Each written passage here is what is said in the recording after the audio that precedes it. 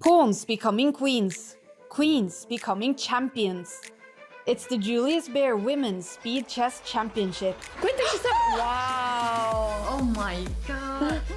Some of the world's best women chess players are here to compete in the electrifying SCC format of escalating time controls, known for its heart-pounding moments and nail-biting finishes. With a prize fund of $75,000 up for grabs, who will take home this year's crown? Yeah, come on! Oh no! Oh! Yeah, that was decided in the very last moment. At this pace and at this high level, there is very little room for mistakes. What? That's not hanging! Oh no! Get ready, all the action starts now.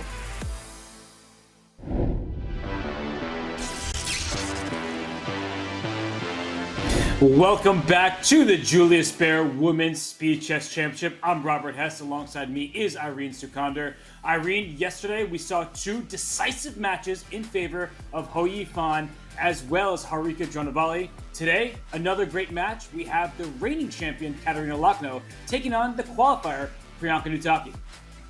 Yes, exactly, Robert. Do we see another decisive match today? I think we will see the smart chess to predict it. But, wow, if you see the bracket, this match could be a decider whether we will have an all-Indian semifinal. Because Harika yesterday we saw was just crushing Gunina in a very huge score. And also Yifan is just waiting to see the winner of Vaishali versus Kosteniuk. We will see the game tomorrow. That's right, we already have one Indian semifinalist in Harika. That was an excellent display of chess from her. And Priyanka, she's the qualifier. She will have her hands absolutely full because Kateryna Lagno, she won this event a year ago. And well, she's the #1 seed for a reason. This is today's matchup, Lagno and Priyanka. And Irene, I think we are going to be in for a good one. Yeah, exactly. For Lagno, this is not an easy task because Priyanka Nutaki, this is her debut in the WSCC, and she qualified for very good reason, beating so many strong players in the qualifiers.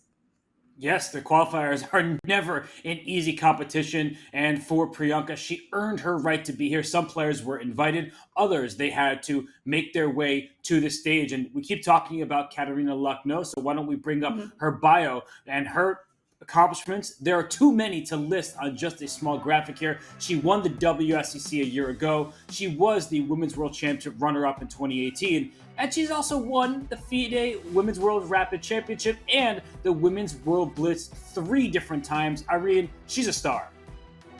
She is a star, but I think the role of her husband, GM Alexandra plays a big role in her life as well. Well, if you have a second of a 2700 Grandmaster, Robert, you can do all these things too. Yeah, both of them, they probably thrive because of the other. 3-time World Blitz champions, the two of them. And for Kateryna, I mean, she has shown that she can take her over-the-board successes and translate that to online success. And we talked to Kateryna before the start of the WSCC, heard her thoughts about the pressure of being a reigning champion. Let's take a listen to what she had to say.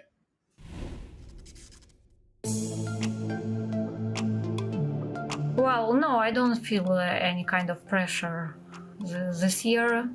I didn't play a lot online since last year, so well, I don't have a lot of expectations. So just I will try to practice a little bit before the start of event. So and we'll see because well. It's online blitz. It's not for me. It's a completely different story from classical, yes, from overboard chess, so over the board chess. So we'll see. I do really want to win it. So I don't know. Maybe yes. Maybe a little bit less pressure.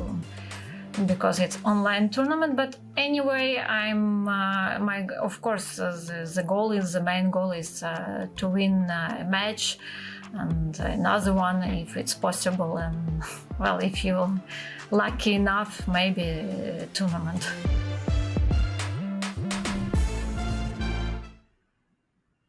Irene, it's nice to hear from Yes. Kateryna Lagno, who says she doesn't feel pressure, but she's still hungry to win. That feels like the sweet spot. Yeah, exactly. And yeah, just like what she mentioned, she actually doesn't really play so much this year. Maybe because, well, she has 4 kids. It's a lot to manage, but she still shows a really good chess. She plays in a couple of Grand Prix tournament and still showing her class.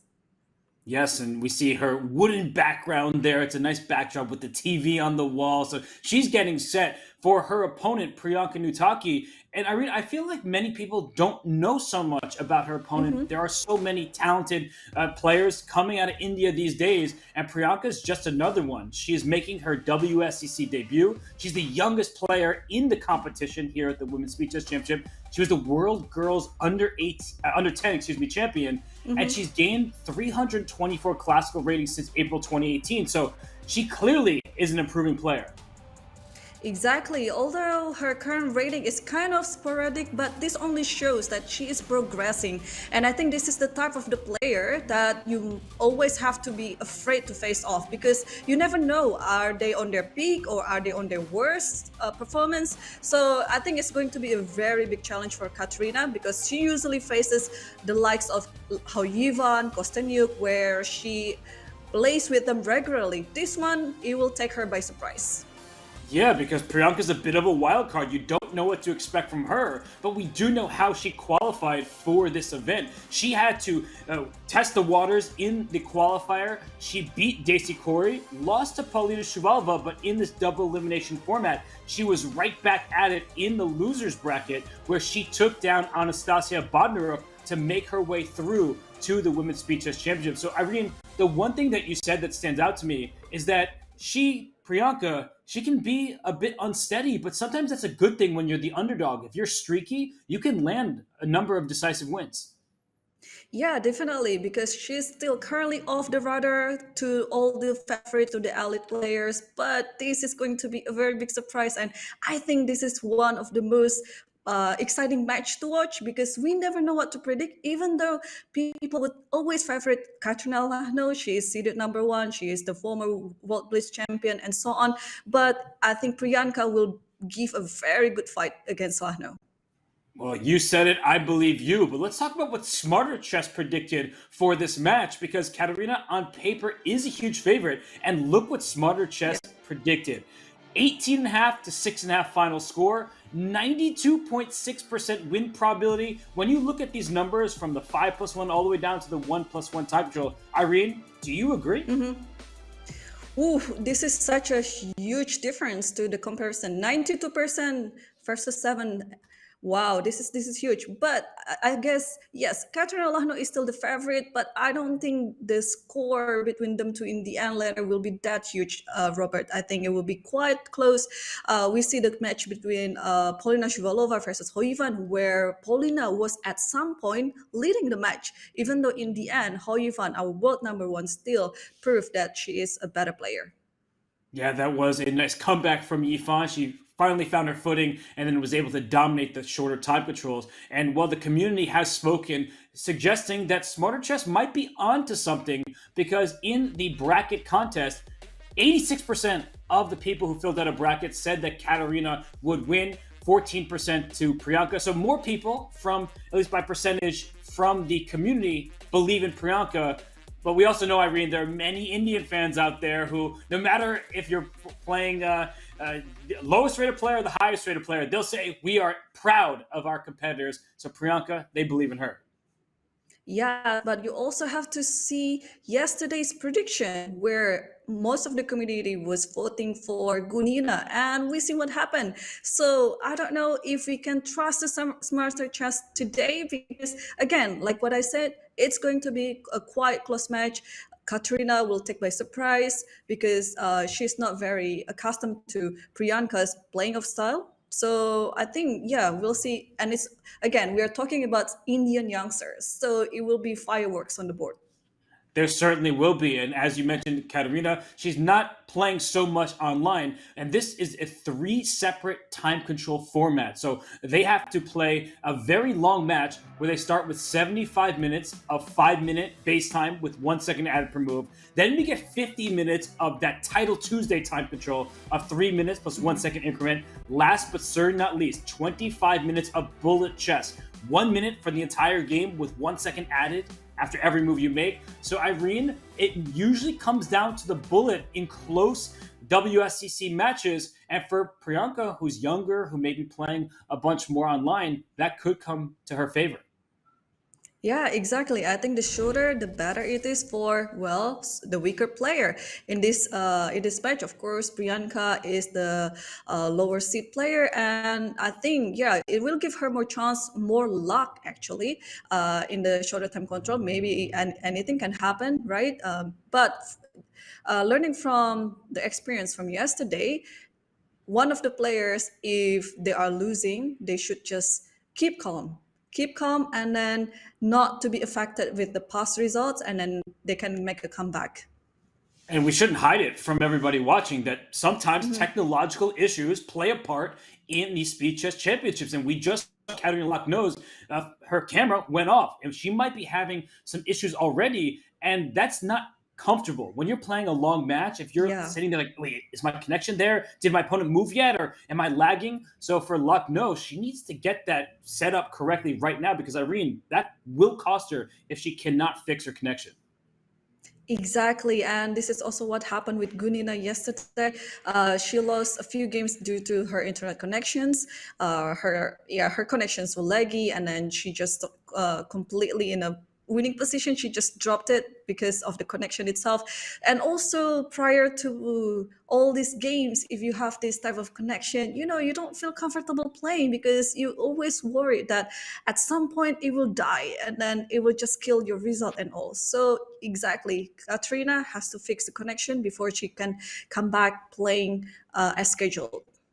Well, when Katerina is dialed in, we know what she's capable of. She won this event last year, and that was no easy feat considering her competition. Because in 2022, in the Women's Speeches Championship, look at who she beat along the way, Vantika Agarwal. And that was a heavy difference between the two. Humpy Koneru, a grandmaster from India. That was close, but Lagno came out on top. Then she beat the rising star in Vaishali. And last but certainly not least, she took down Yifan in a close final, 15 to 13 Wow. final score. So Irene, Katerina, she can get the job done.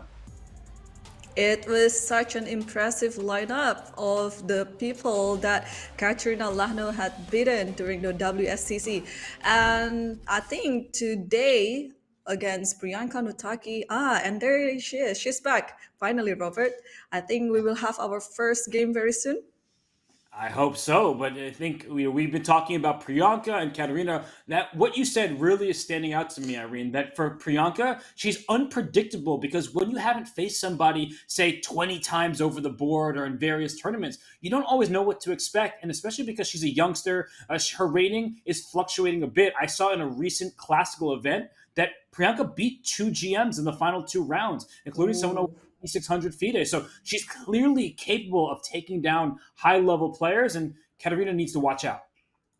Yeah, exactly. Well, unpredictable she is. I think she is the dark horse of this event, Robert, because the way how she qualified, and then the way that she is putting herself into this WSCC, it already a proof that she is capable of beating strong players. And we have a lift off.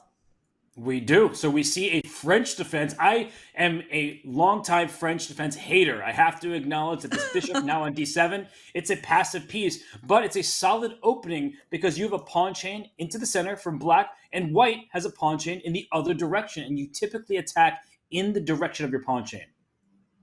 Yeah. This is, well, I'm not a big fan of French defense myself, but I play a few lines against French defense, and still, it is still fascinating me of how this defense, or how this variation and this opening has developed into the modern theory. And here we see Bishop d7. I think this is one of the oldest and classical theory, the advanced variation. So normally I would go for a3 here, just a simple one.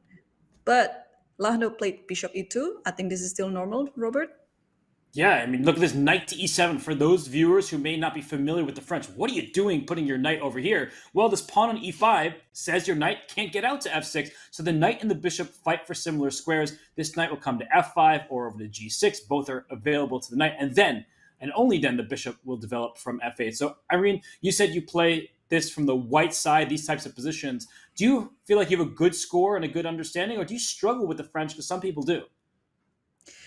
Well, I always try to play some like a minor variation, not going to the main line unless I have some good preparation, or unless it is like a very big event, an important event to prepare to, like World Cup or World Championship.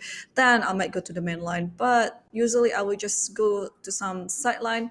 My record, I think, is not that great, but also not bad either, because I always somehow managed to find some complication in this variation. And that's true because the French can open up. It starts as a closed position. Yep. We've already seen a capture on c5. This pawn will likely be captured back soon. And I'm looking at Kateryna Lagno's camera because it's back. I saw it. It went to black. She lost connection. She is back. Hopefully, it is stabilized. But what she also wants to do, Will Lagno, is bring her knight to b5 and stabilize it there because, Irene, that could be a valuable outpost. Yes, this is exactly the most principled move and idea, to put your knight on b5 when your opponent already pushed the a pawn to a5. This is going to be a great outpost for any piece that you have, namely your minor pieces, the knight or the bishop, and maybe you can cement it with playing a4. So that's why this a5 move has its drawback, I think, for me. I'm not really a big fan of this move pawn, but I think the game is still going okay for black.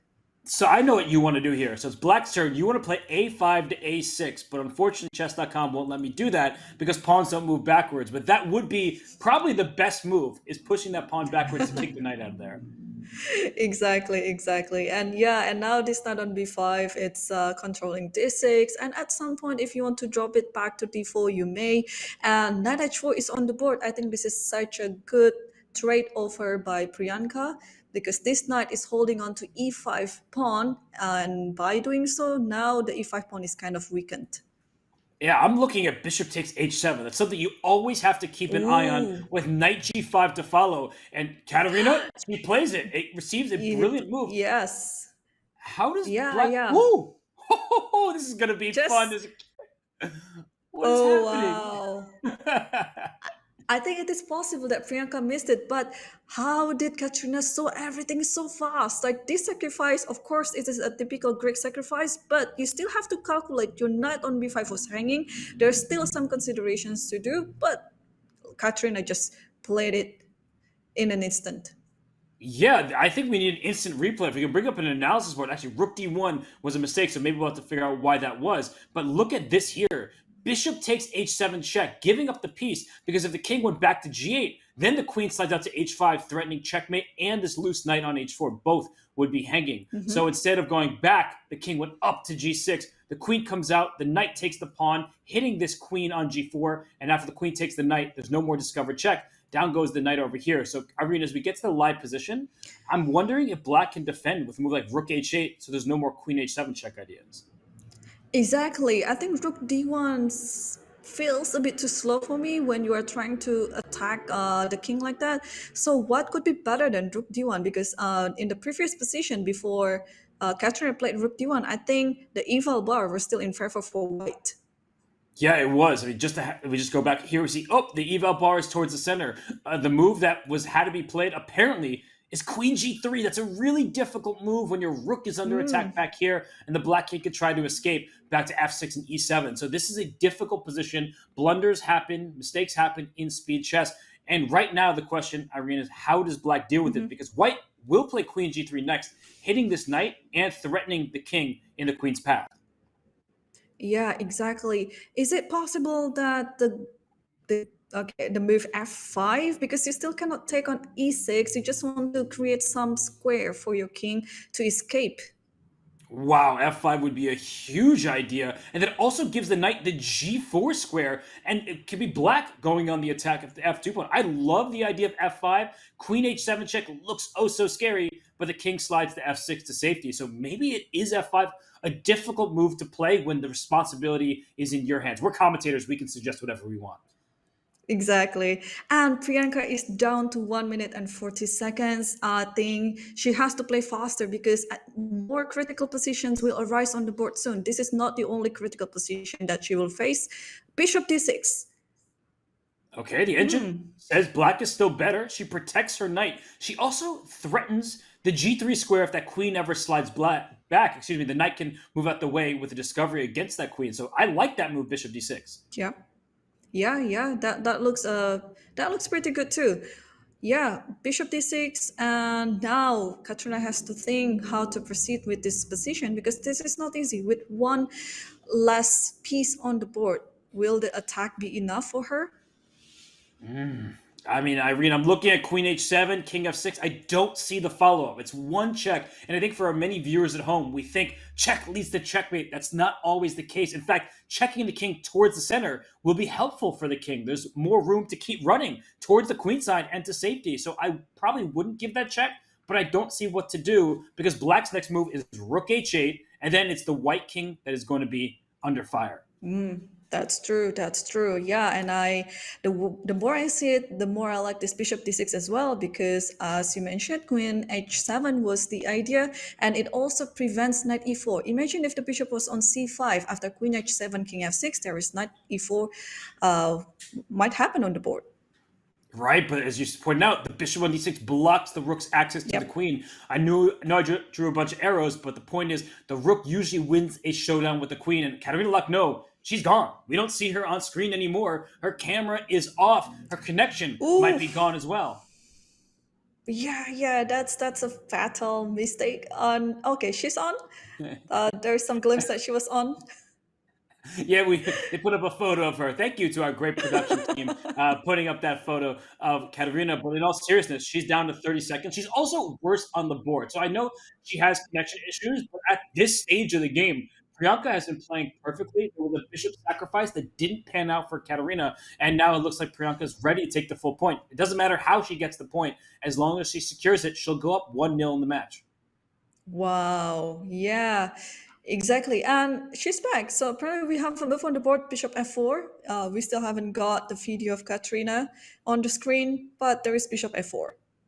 Okay, so going after this knight, queen g3 is renewed as an option. I like the plan here, and I'm just wondering, where is the knockout punch that white is even give white two free moves? Is there a knockout? I actually don't see it. So I'm still tempted to bring my rook to h8, and after the queen slides back, king f6, use the king, but no, knight d3 with an exclamation point. Wow, look at that. Priyanka is very resourceful, even in such a position where we're thinking of defending ourselves. No, it is time for her to attack, and knight b3 was on the board with an exclamation mark. I really like the move. And I like your idea, f5 now. Let's kick that queen off of the king's path, and she plays it. So, Irene, this has been a phenomenal game from Priyanka. Also, this white king has nowhere to run to with bishop takes h2 coming. Ooh, that's true. These two bishops on b5 and d6 proven to be quite a killer.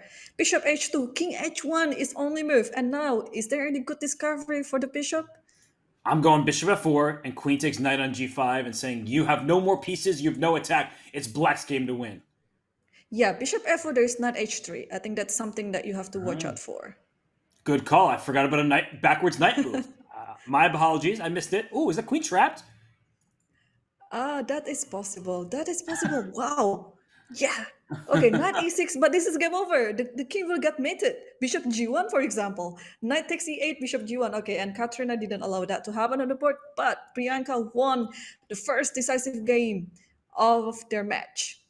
I'm just showing that because that's a cool checkmate. You don't get to put your bishop next to your opponent's king like that. So Priyanka wins game one on time, but she's also completely winning. It's about to be checkmate on the board. So great start for Priyanka. Hopefully for Kateryna, her internet is improving, but her play will also need to improve because Priyanka, she controlled that game from start to finish.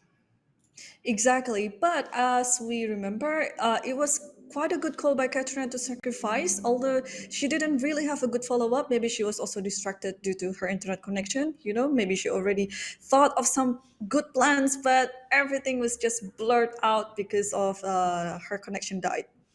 It's the all-time question. Is it a sacrifice or a blunder? Even if it was correct when you did Exactly. it, if you don't follow up correctly, does that turn it into a blunder? I still am with you. It's a sacrifice. All jokes aside, it was a good idea. But right now, I think it's Priyanka who's deep in thought, spending 30 seconds in a standard opening. Yeah, this is exactly what Danya mentioned yesterday. This is the only move, knight c6, that black shouldn't be playing. Okay, we are talking about the King's Indian expert, and Danya said knight c6, you shouldn't play in this position, but it's been played by Kateryna, and I'm sure after d5, knight e5, I don't really know the follow-up on this variation, but white is standing better.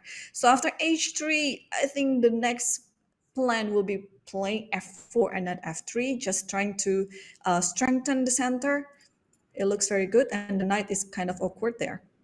Yeah, h3 takes away the forward jump. f4 would have been tempting to many of our viewers, but the knight did have the g4 square. That's why the pawn went to h3. So black is now trying to chisel at white's center, which is extended quite far, but white says, I have great control thanks to these three pawns and the knight on c3. So Irene, in your experience, do you like these positions from the white side where you have the space or from the black side where you can strike back?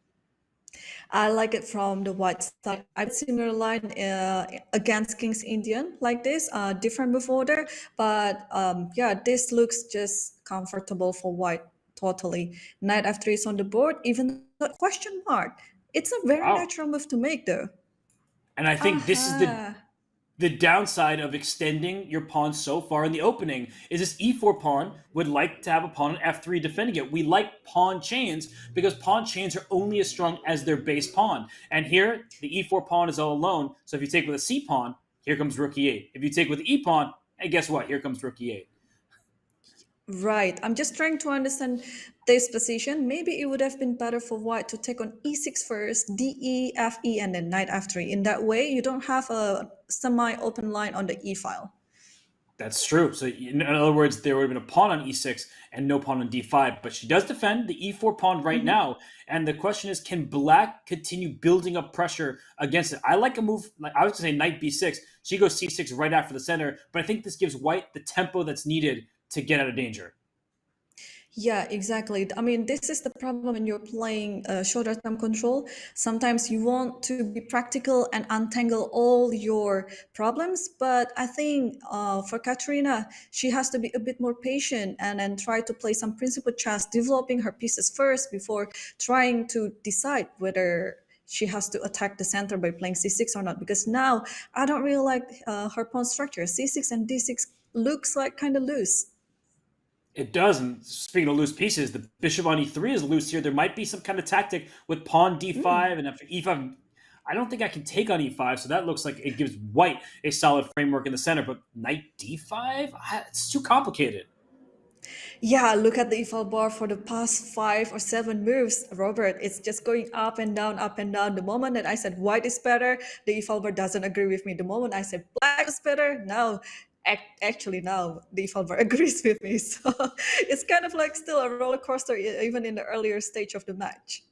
Yeah, the eval bar is waking up. We're waking up. Kateryna's internet is waking up. So all things are going in the right direction. There's that knight d5 idea that we were talking about. The bishop on e3 is loose here. That looks like a free knight. And then you realize the bishop drops. And that's a very important bishop because your king safety relies on the dark square control. Exactly, and I know for a fact that Kateryna is a player who likes a pair of bishops. So I think this whole idea was set up by her just to get after her opponent's bishop. But this is no other bishop. The bishop on e3, as you mentioned, is a very important bishop. It controls many good dark squares, and with the advanced pawns on e4 and f4, yes, this bishop is very necessary to have. And I think White cannot afford to lose it, but I don't see any follow-up in White's position. I think at some point she has to give it up. Yeah, because bishop f2, there might just be knight takes f4. Thank you for your pawn that's extended quite far in front of your king. So the bishop has no more squares. Knight takes d5. Well, this knight can just take back and go after the bishop again. The bishop cannot be saved. You're right, Irene, and that means that Priyanka needs to figure out the best way to give up that bishop. The best way would not be bishop f3, knight takes, rook takes, because when there's a rook on e3 on that diagonal, there'll be a bishop d4 at the end. So you need to be very careful here if you're Priyanka. Ooh, totally, yes. And also another line, maybe if you take on b6, knight takes b6, okay, you kind of consolidated or solve your problem there a bit, and then maybe try to play something. Ooh, ed5 happened on the board, and after queen e3, king h1. Maybe Priyanka is thinking to exploit the fact that the rook on e8 is hanging, but now bishop f5, everything is protected. And everything's coming with the tempos, a check against the king, then a check against the queen. I'm already looking at bishop takes h3. I'm going to be honest with you. I'm like, does it work? But that does give white a turn to move this bishop out of the way. The black queen is staring at a rook. That's bad news. And whoa, she doesn't... Oh, now it's just bishop b5. This is exactly what I was talking about before. The rook on e8 now is hanging because queen is already moved to c1. You don't really have any more tactical idea with queen takes e1, which possible before. Wow, it's a whole rook. I mean, I was thinking, oh, it's an exchange. Maybe she'll have some chances. No, she's losing an entire rook down on e8. This is the worst start imaginable for Kateryna Lagno. Yeah, I feel for her. Yeah, I mean, also she has more time on the clock. She shouldn't have missed something like this. This is for me, and I think for her class, this is a bit too elementary to miss. And do you think it's because she sort of forgot that the queen dropped back to c1 to defend this rook? Because if this queen had moved elsewhere, say on b3, we would have two attackers against the rook on e1. We'd sacrifice our queen for two rooks. So I'm trying to understand her blunder better. It's hard to make sense of because she's so strong. But I don't know. I mean, I just can't quite grasp what she was thinking there. Yeah, I think this is just a total blind spot. Yeah, she just completely missed it and didn't expect that bishop b5 is a good discovery for white. Okay, so she goes queen g3. She's keeping bishop takes h3 available. She has some attacking chances. Oh, and bishop takes e8. Taking a free rook is the wrong decision somehow. Right, and now white has to defend g2 because white cannot afford having the perpetual there. Okay, rook e2. I think white just consolidated well. So unfortunately, after rook takes e8, you can take it back with a check. So it's not a very good deflection. That's such an important feature of the position. That's check against the king. Otherwise, rook takes e8, and we might be talking about an advantage for black. But that would be a check to the black king. You don't have time to checkmate white on g2. And if that's the case, I'm not seeing the attack anymore for black. Maybe you just have to say, I know I'm down a rook, but I'll have counterplay just going after the king in the long term. Exactly. You have bishop e6, I was about to say it, because you have queen h4 followed by bishop b4. I think this is your last hope to have something on the game because you're just simply a rook down at the moment. If you don't have this type of tactics, I think Kateryna would have resigned already, but she saw there's still something that she can work on the board, so she went for it. And look at white's clock, 25 seconds. Bishop e6 is a very good find by you and by Kateryna both. Queen h4, bishop d4 check, that's going to hurt, but it doesn't lead to checkmate. So maybe you can, in fact, bring your bishop back. I know it looks scary, but you can bring your rook to f2 at the end. No, it's just queen e1, a queen trade. Speaking of safe kings, without queens on the board, the white king is fully safe. Exactly, but now it gives chances for Kateryna to get... that's a nice... That's a nice intermezzo. I love that move. You take a pawn for your troubles. You were going to lose the bishop anyway, and that was a key pawn because rooks need open files. Irene, that could change the game completely in Priyanka's favor. Yeah, and now I think it's everyone's games at the moment. It looks like really winning for Priyanka, but even though the e-file bar still favors Priyanka at the moment, but I think the situation has improved a lot for Kateryna. And she plays a6. The good news is that Priyanka's in time trouble. The bad news is the knight is jumping up the board, and now this other knight may jump into the center. I feel like this is going in white's direction. Yeah, I don't really kind of wrap my head around this a6 move. Like, what does it do? I think at some point I just want to get my rook out, or maybe I hope it's not internet connection again. B3! And she's hitting the bishop, and she wants rook B2 at the end, winning a piece. Wow, wow. I think Katya has missed so many things in this game, and not only in this game, in the previous game as well. Wow, what is going on? Brilliant move from Priyanka. I see it get one exclamation point. I have the power. I'm going to do this. Where is this brilliant? I'm giving that 2 exclamation points. I didn't see that coming. She's giving up another pawn, and the bishop is under attack right now to win a piece. This is seriously amazing play from Priyanka Nutaki. She sees everything. She sees everything, and if you see such a tactic within maybe less than a second, it shows that how sharp you are as a player. And this is actually a trademark of all the Indian youngsters. So this is why earlier in the match I said it's going to be a close match, and now it looks like Priyanka is just demolishing Kateryna. Wow, and that's actually bodes well for Priyanka's chance in the bullet portion. If she's finding moves like that in 1 second, and if she can convert this advantage, oh, look at this. There might be a smothered checkmate type of position if this bishop moves away. She moves to b3, but rook takes d3 should be good. Right. Sacrifice your rook there and deliver that checkmate. Right. Yeah, now you just go after the bishop, and I think you can take on d3, and then, yeah, this is game over. Yeah, she's going after that bishop. And by the way, both players down to 2 seconds, so you need to be careful not to lose on time. And as I say that, Yep. It looks like Kateryna Lagno loses on time. Priyanka Nutaki wins her second straight game. Wow, what a start by Priyanka. This is amazing. And then how she played all the games as well. She won in all tactical matters. So it means Kateryna has to watch out if she goes into some complication, if she goes into some complex lines, she has to watch out because Priyanka has been very, very sharp today. She has indeed, and we're getting this position once again. Priyanka did win the first game, but Kateryna uncorked a bishop sacrifice on h7 in that one. So we'll see how this one goes. And I see you all in chat, so please keep getting involved. We're featuring your chats. Any questions you have, we'd be glad to answer them. But yeah, we're happy you're here, and you should be here to stay because this one currently 2-0 in Priyanka's favor. It promises to be a good battle. Yes, exactly. And we see another knight h4 on the board. Ooh, inviting the Greek sacrifice again. Robert, are we seeing the same position? This is the problem when you don't have another game the next day. You're playing all these games in a row. Kateryna hasn't had time to analyze this, so she's probably nervous considering she lost that first game. What do you think, Irene? Will she be brave enough to take on h7 again? I have no clue at all, but I might take my guess. Oh, she didn't. She didn't go for the sacrifice again. Okay, bishop f4. This is a solid looking move, but yeah, I was dying to see bishop h7 happen on the board again. Yeah, I feel like we could have learned a lesson about this line in the French with bishop takes h7, Greek sacrifice, Greek gift. And here bishop f4 makes perfect sense, developing the bishop, protecting that pawn on e5. And that knight on b5 is going to stay there. You mentioned this idea in the first game. a4 is available to white in the near future. So I feel like white has good control over the center for now, and I do prefer her position. Yes, it's looking better for white for sure. I think this is Priyanka's forte. Whenever the game went into some tactical and complex situation, I think she's gonna be very good at it. And I think Kateryna already learned her lesson, and she's going to go for a more solid approach.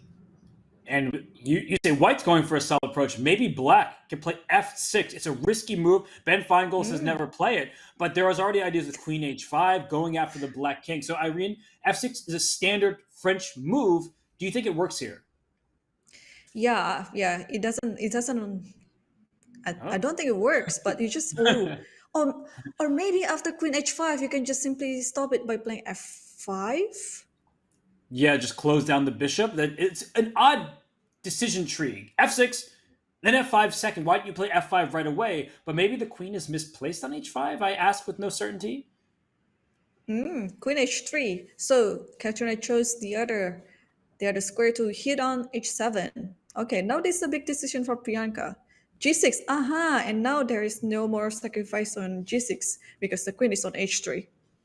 The difference every single move makes. If that queen were on h5, bishop takes g6 would be at least a draw for white. It said the queen's on h3. So Priyanka, she's opening up the f-file, whose king is more weak? Is it the black king without a pawn on the f file, or is it the white king where all of black's pieces are barreling down towards the f2 square?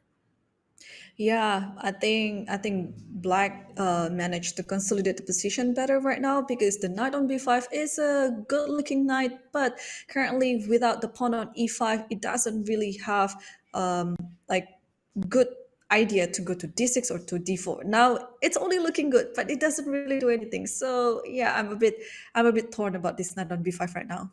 So you want to put it on g5 is what you're saying. I can do Or that. I have the mouse. exactly, that would be much much better. Well, e5 is clearly what Priyanka's thinking about because that opens up an attack against the queen and against the bishop here. But you're not winning the piece. She does play e5. Queen h6 is available, given the exclamation point. Checkmate was threatened. But I have to say, I like black's position suddenly. I liked it for white a few moves ago, and now I'm looking at this and I feel like black has the strong center, and yet the eval bar disagrees and says white is the side with the better chances. Yeah, I think it's because due to the king's safety, and now I like the pawn better on e6 because then black could be more flexible in trying to hit on the f file. But now black has to somehow switch it to the center, supporting these pawns. Otherwise, there's no use of having the pawn on d5 on e5 if you don't support it to go any further. And now after bishop e3, yeah, it is a big question now. If you take on e3, f e3, you're just opening the f file, and then the rook on f1, which is not doing anything before. Now it's becoming a very good rook. So if bishop retreats back to, let's say, e7, you always have this knight c7 idea and hitting on a8 and d5. So yeah, it's a big choice for Priyanka right now. And knight c7 is a huge threat. So queen g7, she plays it. I was wondering, can you just trade the queens and bring your knight to c7 to win the d5 pawn? And this is exactly what's happening. But maybe there are tactics with a rook d8, a well-timed rook d8, say we trade rooks and play rook d8, that if the knight takes on d5, there might be some kind of discovery against it if our rook is sitting on that square. Yeah, there might be some discovery, but thanks to the setup all the pieces, you can put e4 at some point if you want to. But here, Kateryna is thinking whether to take the rook, the bishop, or the rook, but she chose the rook to take it. And after rook d8, yeah, I think you are right, Robert. There might be some discovery, and Priyanka will be able to gain her pawn back. Knight c7, that's a tricky move because you're attacking the bishop, but bishop takes a2, and unlike Kateryna's bishop that was in trouble over there, that's a pawn you can grab. There are a lot of tactics at play here. So I'm looking at this position. I think that black has found a good way to hang in this game, but I am worried about the long-term prospect of some of black's pawns. They're sort of all over the place. Exactly. Yeah, but well, I think it's looking, it's looking like quite an even position, and I think Priyanka is happy to have it right now because it looks a bit loose before, but now at least some pieces are already traded off, and it's easier to think about. And now bishop d5, and you're going to play c4, and then the bishop is just going to be a pretty good bishop on d5. Yeah, that bishop is awesome there. And also this knight on c6 doesn't really have the best future. What's it doing? It's just sitting there. If I take it, I also ruin your pawn structure even more, but there are limited pieces on the board. So it's a tough call. Is white threatening bishop takes c6? This is actually what I recommend for viewers. Put a position like this on the board. And she went knight b8, likely afraid of bishop takes c6 to hurt her pawn structure. But I would recommend putting a position like that on the board and trying to analyze it. Yeah, that would be a very instructive position for everyone to learn. And back to the game, I think I was about to say that this is exactly the type of position that Kateryna should be aiming at every of her game because this is her forte. She is a very good technical player. She has a very good position understanding as well.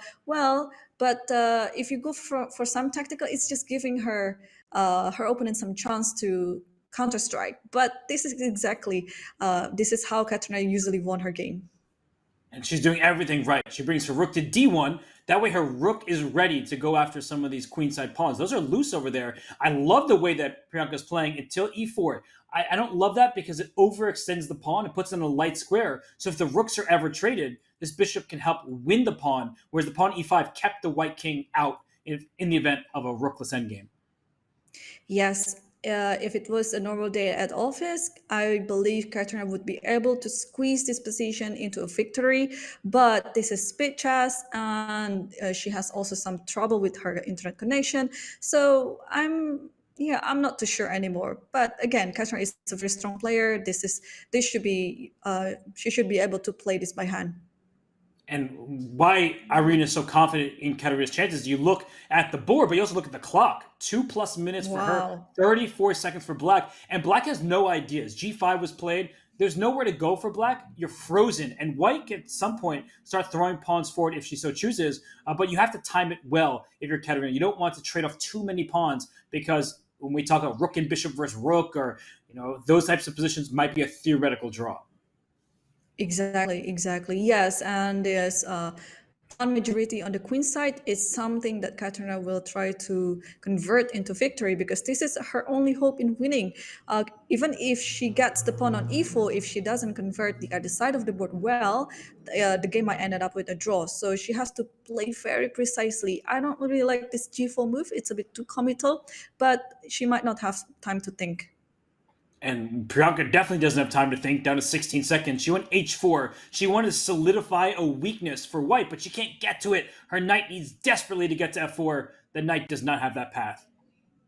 Exactly. And now after rook e5, c4 is on the board. Yeah, I'm just going. I'm very impatient in how to see Kateryna tries to get the passer. Okay, it happened just like that. It's a bit unexpected, but okay, now she's going to hit on e4 and gain an extra pawn, and potentially the pawn on g5. It will be another or the next target of attack. Black needs just one more piece. There was a pin here if you could attack the bishop, but you don't have more pieces. The king can slide to safety, as it does. Black is only down one pawn, and with a knight against a bishop and all these pawns on dark squares, maybe there's an opportunity to try to defend. The bishop can't attack them, but that c-pawn is very dangerous in the long run. Yeah, and in this position, you cannot improve your position without moving the bishop. But now the drawback is the rook comes to the back rank. This is what I was a bit afraid of. It's all pure calculation right now and intuition, or maybe you cannot calculate, so you're going to rely on your intuition on how to deal in this position. And 2 seconds for Priyanka. She made a quick move, rook c1. It wasn't the correct choice. And now instead of winning a pawn, she's using all of her remaining resources to stop the c-pawn. But has she really stopped it? The answer is no. Yeah, I don't think so. With the help of king and the rook, this pawn can be safely going to c7, and then everything will be traded off. Yes, and white has too many other pawns to be promoted later in the endgame. And 1.7 seconds remain on Priyanka's clock. She needs to have a move ready. And if I'm Kateryna, I might even play king b6, and she might lose on time. And Priyanka gets the move off. So clearly a pretty decent bullet player. Right, yes. And after king b6, I don't see a way to stop the pawn. After c7, what is your idea? Is it trading everything off and then king e5, king f4, going after the h3 pawn? That is also possible. Oh, but look at this wonderful technique from Kateryna. She takes the knight, and the reason she did it is now the rook has to sacrifice for the pawn. White is up a full bishop, and your point was well taken there, that if you played c7 too soon, the knight would take, and then the rook would create problems that black rook would have survived. Exactly. Wow, what a very convincing technical win by Kateryna Lagno. This is her first win against Priyanka, and I think I can feel it. She is coming back to the match. She's coming back to the spirit of the game, and we are seeing another King's Indian on the board, and they are repeating the federation again. And I think if you're Priyanka, you need to recognize that you have to take on e6. That was a big mistake in the opening last game. She got in trouble because of that. So f4, knight d7, and as you pointed out, she needs to take on e6 first. No. Yeah, she didn't do it. It's these things, Robert, that if you already won a game like this, is there any reason for you to change it? No. So, we're coming down to some psychological decision here, even though objectively DE was a better move, but Priyanka won the second game in the same manner. So there is no need I think she felt there's no need for her to change anything on that variation. And that's the problem when you don't have a break. You don't have your coach texting you, or you don't press the game review button to see what you can do better. Say for Kateryna, After the break, I promise you both players will look at this exact variation because Kateryna had the advantage, and for Priyanka, she shouldn't get into this. And for Kateryna, she needs to play a little bit more accurately at that moment so she can actually get the upper hand. Exactly, yes. In this position after queen e7, in the previous game, it was knight d2. Are we going to see bishop d3 on the board? Because you want to get a hold of the bishop e3 sooner than it was on the previous game. Because maybe after knight d2, bishop on e3 is still hanging. But after bishop d3 and put the rook on e1, I think the position is safer.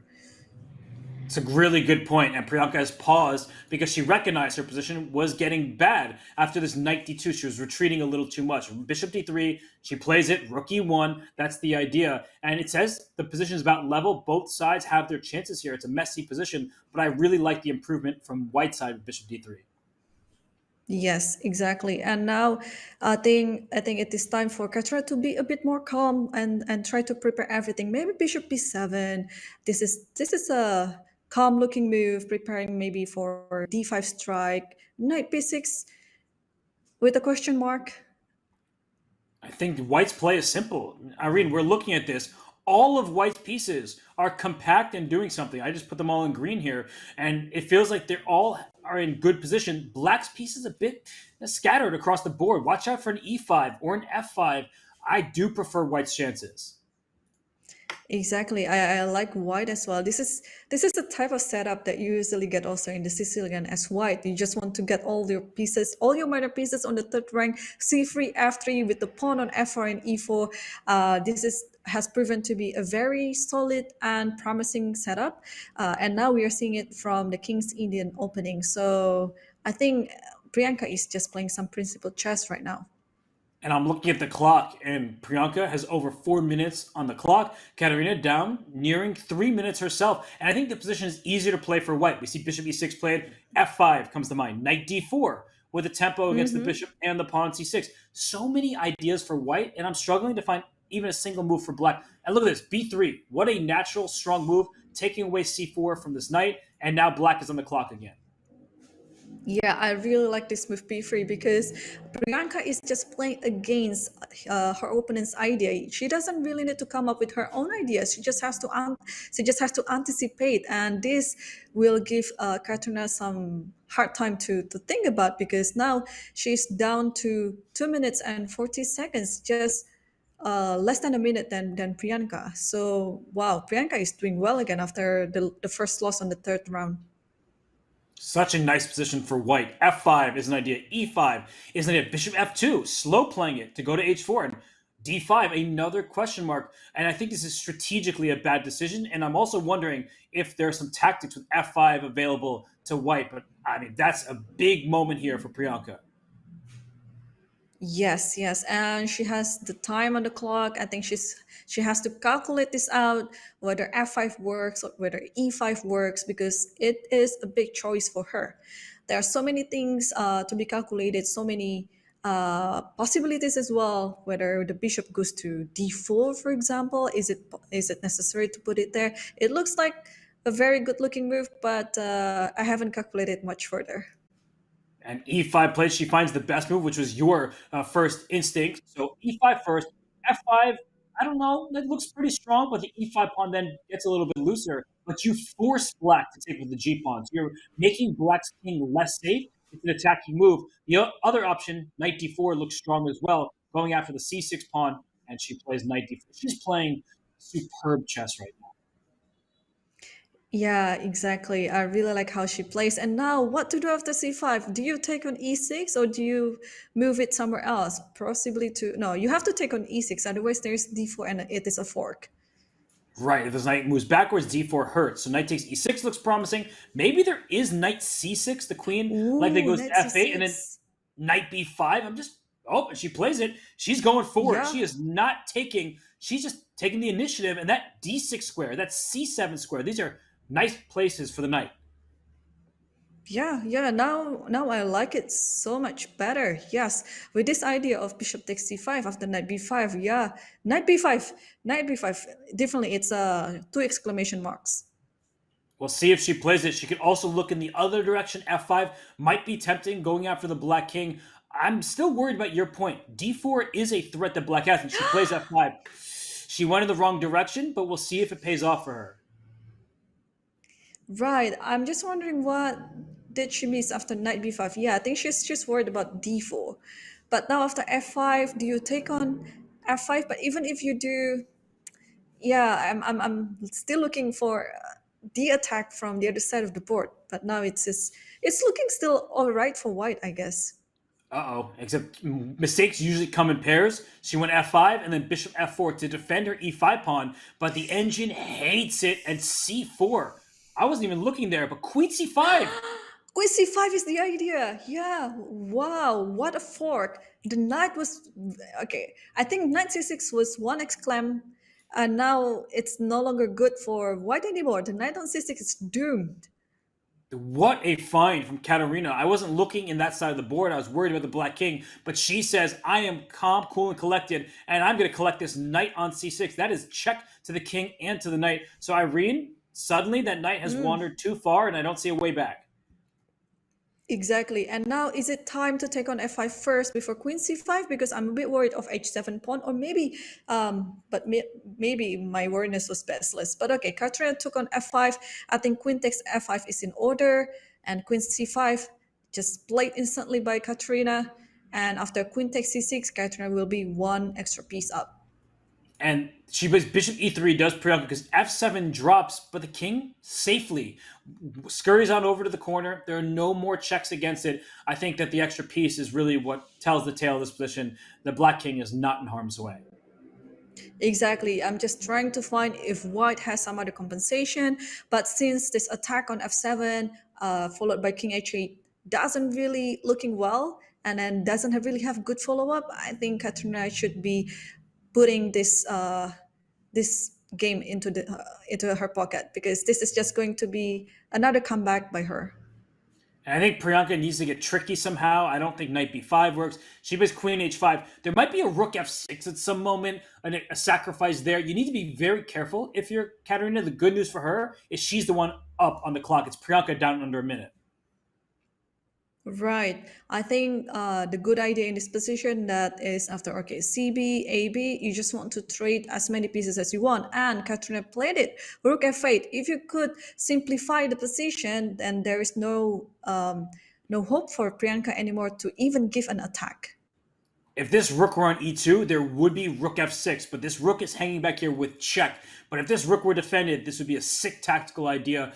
Black would have to avoid taking it, but a rook sitting on f6 would be frustrating. It just doesn't work with a rook loose on e1. Right.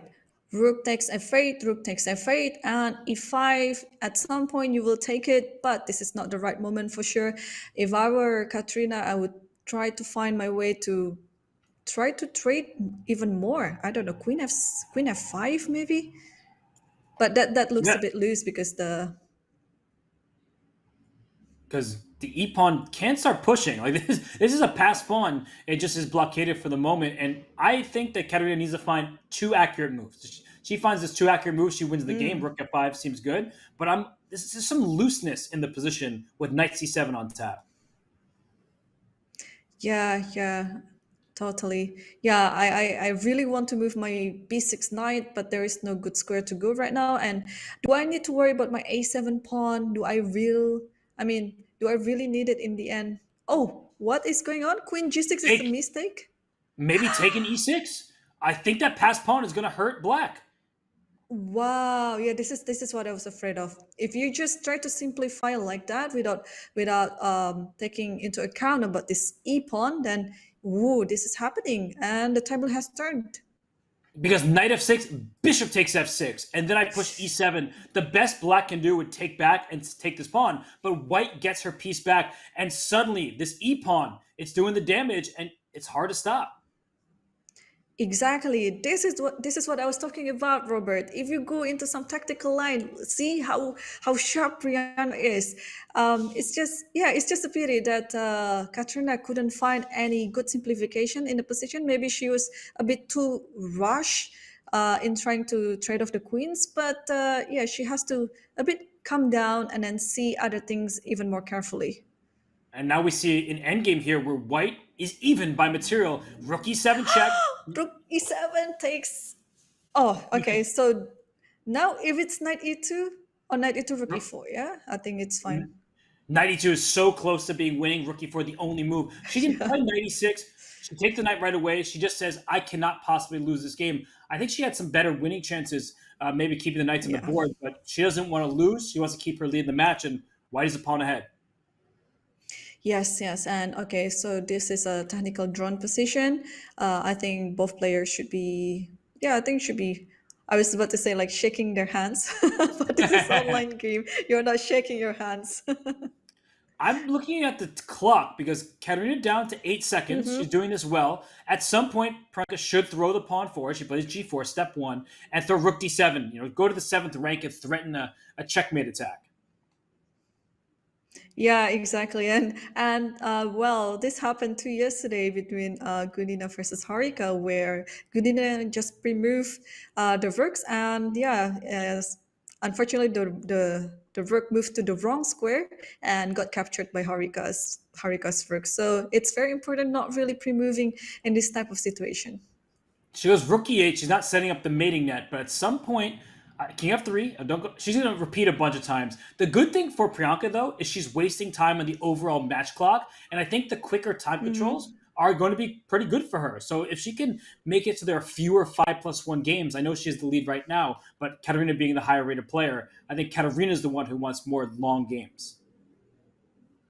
Yeah, exactly. Yeah, with this draw, Priyanka still is leading the match, and okay, finally it's drawn by repetition, and we are moving on to the 5th game of their 5-minute portion. Yeah, they get a break beforehand. So Priyanka, you see here on screen, she can breathe maybe for the first time in a while, but she has the lead right now. A surprising sensation is Priyanka Nutaki, who came through the qualifiers and now leads the #1 overall seed, the reigning champion, Kateryna Lagno, by a score of 2.5, 1F. Irene, it's been super impressive. Yeah, it's very impressive. It's very good start for Priyanka. I'm just going to be very excited on what she has more on the table. So Priyanka and Kateryna both get a little bit of a break, and so they will get some rest. We'll join them. But before we do, want to shout out a special event coming your way. For all you watching this, there's much more chess to be followed. Harvard Chess takes on a new challenge this Wednesday. Chess Kids superstars Tanya Nawumi and Alice Lee. Which will prevail in this hand and brain match? Youth or experience? Tune into Chess Kids streams to catch this exciting battle of young talent. Use the command Harvard in chat to learn all about the event. Irene and I will take a quick break. When we return, it's more from the Julius Baer Women's Speed Chess Championship in just a few.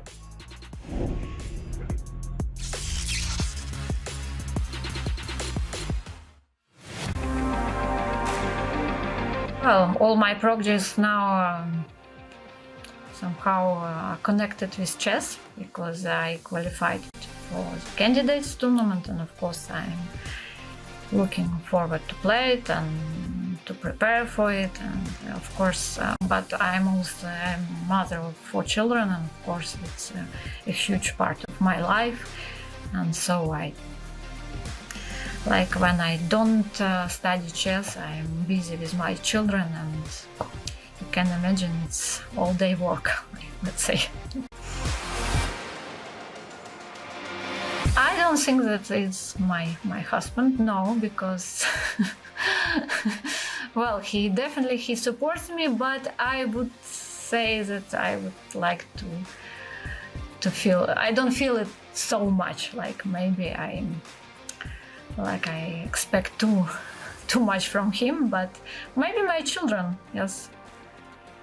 My youngest son, okay, let's say, because he gets really upset when I lose a game and he's very, very happy when I win it. But okay, let's say my family, yes.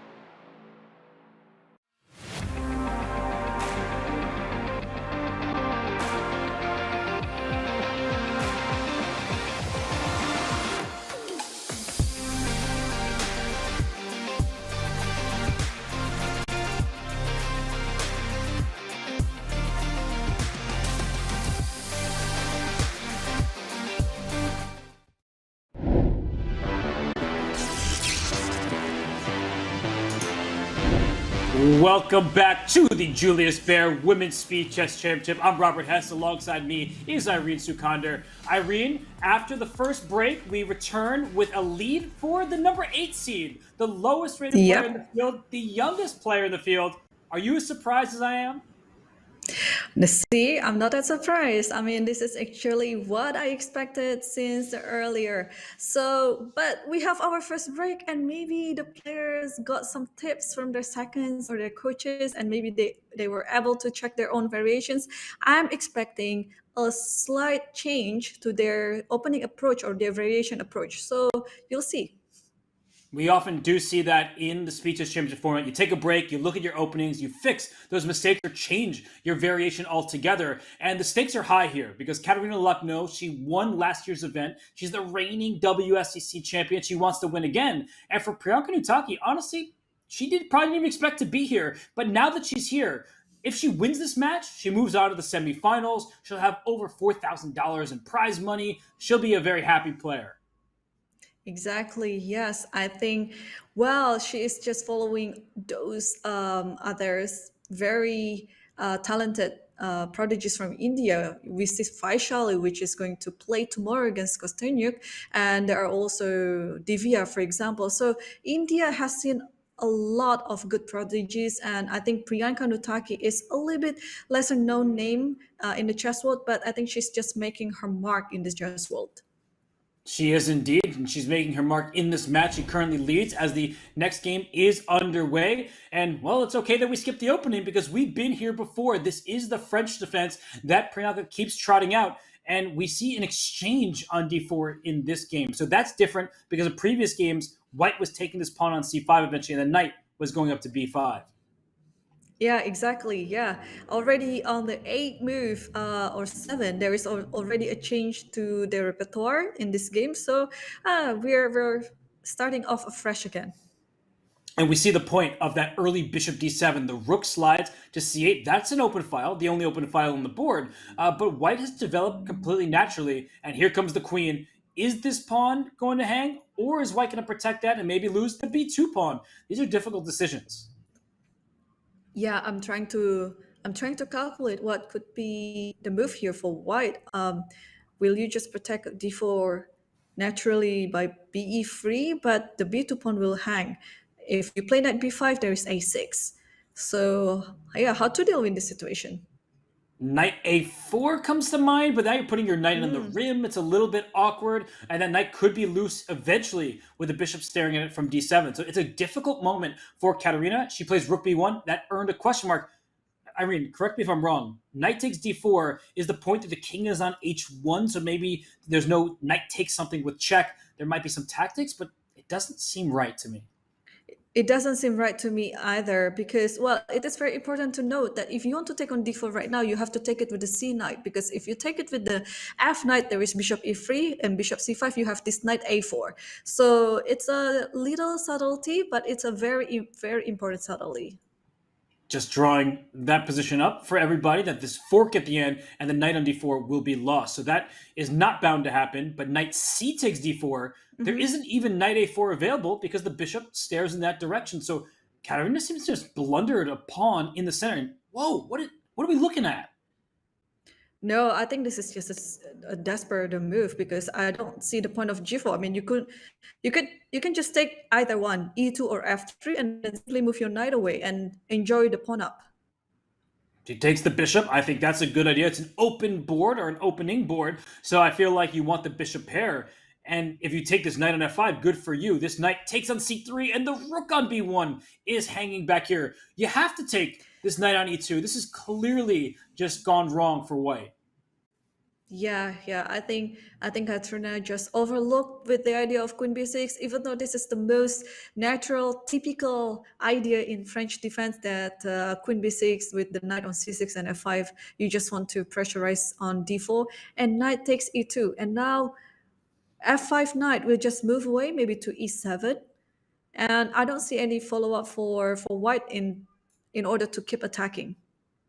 And knight e7 delays black's development, but as you said, there's no attack for White. You need this pawn already up the board. It's slow. And so Mhm. this knight can move back, then move out the way. The bishop will develop. I feel like Priyanka's spoiled for choice here. Even knight h6 is available. You're not afraid of the double Mm. pawns over here, but she goes with your choice. I think that's the smarter play. Yes, exactly. And the knight will jump to c6 and developing the bishop. And since there is no light square bishop that might hit on h7, black could already safely plan to do some short castle. And that's why knight f4 is played. You said black wants a short castle. If you play knight g6, this knight comes out to Mm. h5, stopping this bishop from developing. So it's some tricky play here from Kateryna. She lost a pawn, but it's not so easy for black to complete her development. Yeah, Kateryna is just so tricky. Yeah, even when she's down upon like this, I think it's even more when she's down upon. She has to find all the tricks available on the board to compensate this pawn. But knight g6 is on the board right now. If you take it, it might open up the file of the rook on h8. So of course, knight h5 is more natural move to make, and delaying the bishop on f8 to develop because g7 is hanging. I'm very tempted to play d4. I know I'm giving up my extra pawn, but I'm also opening up this diagonal towards the white king. It's a very natural looking idea. And if you take with the knight on d4, then I take your pawn on e5. So it's a sort of a pawn trade. I think d4 might be a nasty strike to meet in blitz. I see. Yeah, but what about bishop b5 hitting on the rook on f1? Because you have to go rook e1, otherwise there's bishop e2. And after rook e1, I might go bishop b4. So developing with a tempo. And if you take on g7, I'll just move my king to f8. And that way, black is attacking both the knight on g7 and the rook on e1. I like what you just proposed. That was a great line. She plays rook g8. She doesn't want to give the pawn back, but your line, it was more aggressive, and this line is more safe. So caution sometimes is good, but I liked your plan better because now black can never castle. It's not legal. You move both your rooks. That means your king is stuck where it is. Yeah, well, that situation is quite tricky because it's not a very easy decision to make. Whether you want to give up this pawn, again, this is exactly your winning point, and is that the right time to give up the pawn? Well, you never know. Good calculation is needed, and they just simply don't have enough time to calculate thoroughly. I like what Katerina is doing. She played a bad opening. She lost the pawn, but now she's up over a minute on the clock, and the position is anything but clear. This rook on g8, it does a passive job defending the g7 pawn. The rook on c8 is great, but the king on e8, that's the problematic piece. That piece is in the center, and it's not going to leave the center anytime soon. And I think that maybe bishop e3 here, just to try to secure some of the dark squares in the center, might be a good option for white. Yeah, I think you have to keep that bishop there because if that bishop is off the board, when black played king e7, I think black would be able to consolidate the position. Okay, ignoring the fact that black cannot castle anymore, but now black can just play king e7 and then connect both rooks, but exactly not at this point because there might be some check over g5 or something. It might be looking dangerous as well. And I don't know, with this bishop c5, is Priyanka looking to really take on f2, or maybe she was just trying to bluff?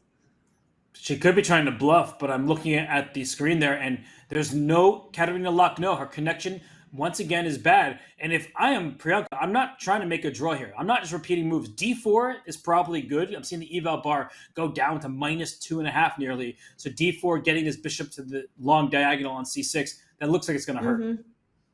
Wow, yeah, it's a very good point, Robert. Yes, this idea of yours, I really like it. And maybe this is exactly the good timing to play bishop d4 and then bishop c6. But I think Priyanka just doesn't realize how bad the connection of Katrina on this game because yeah, she keeps repeating. If I were Priyanka as well, I wouldn't have repeated it.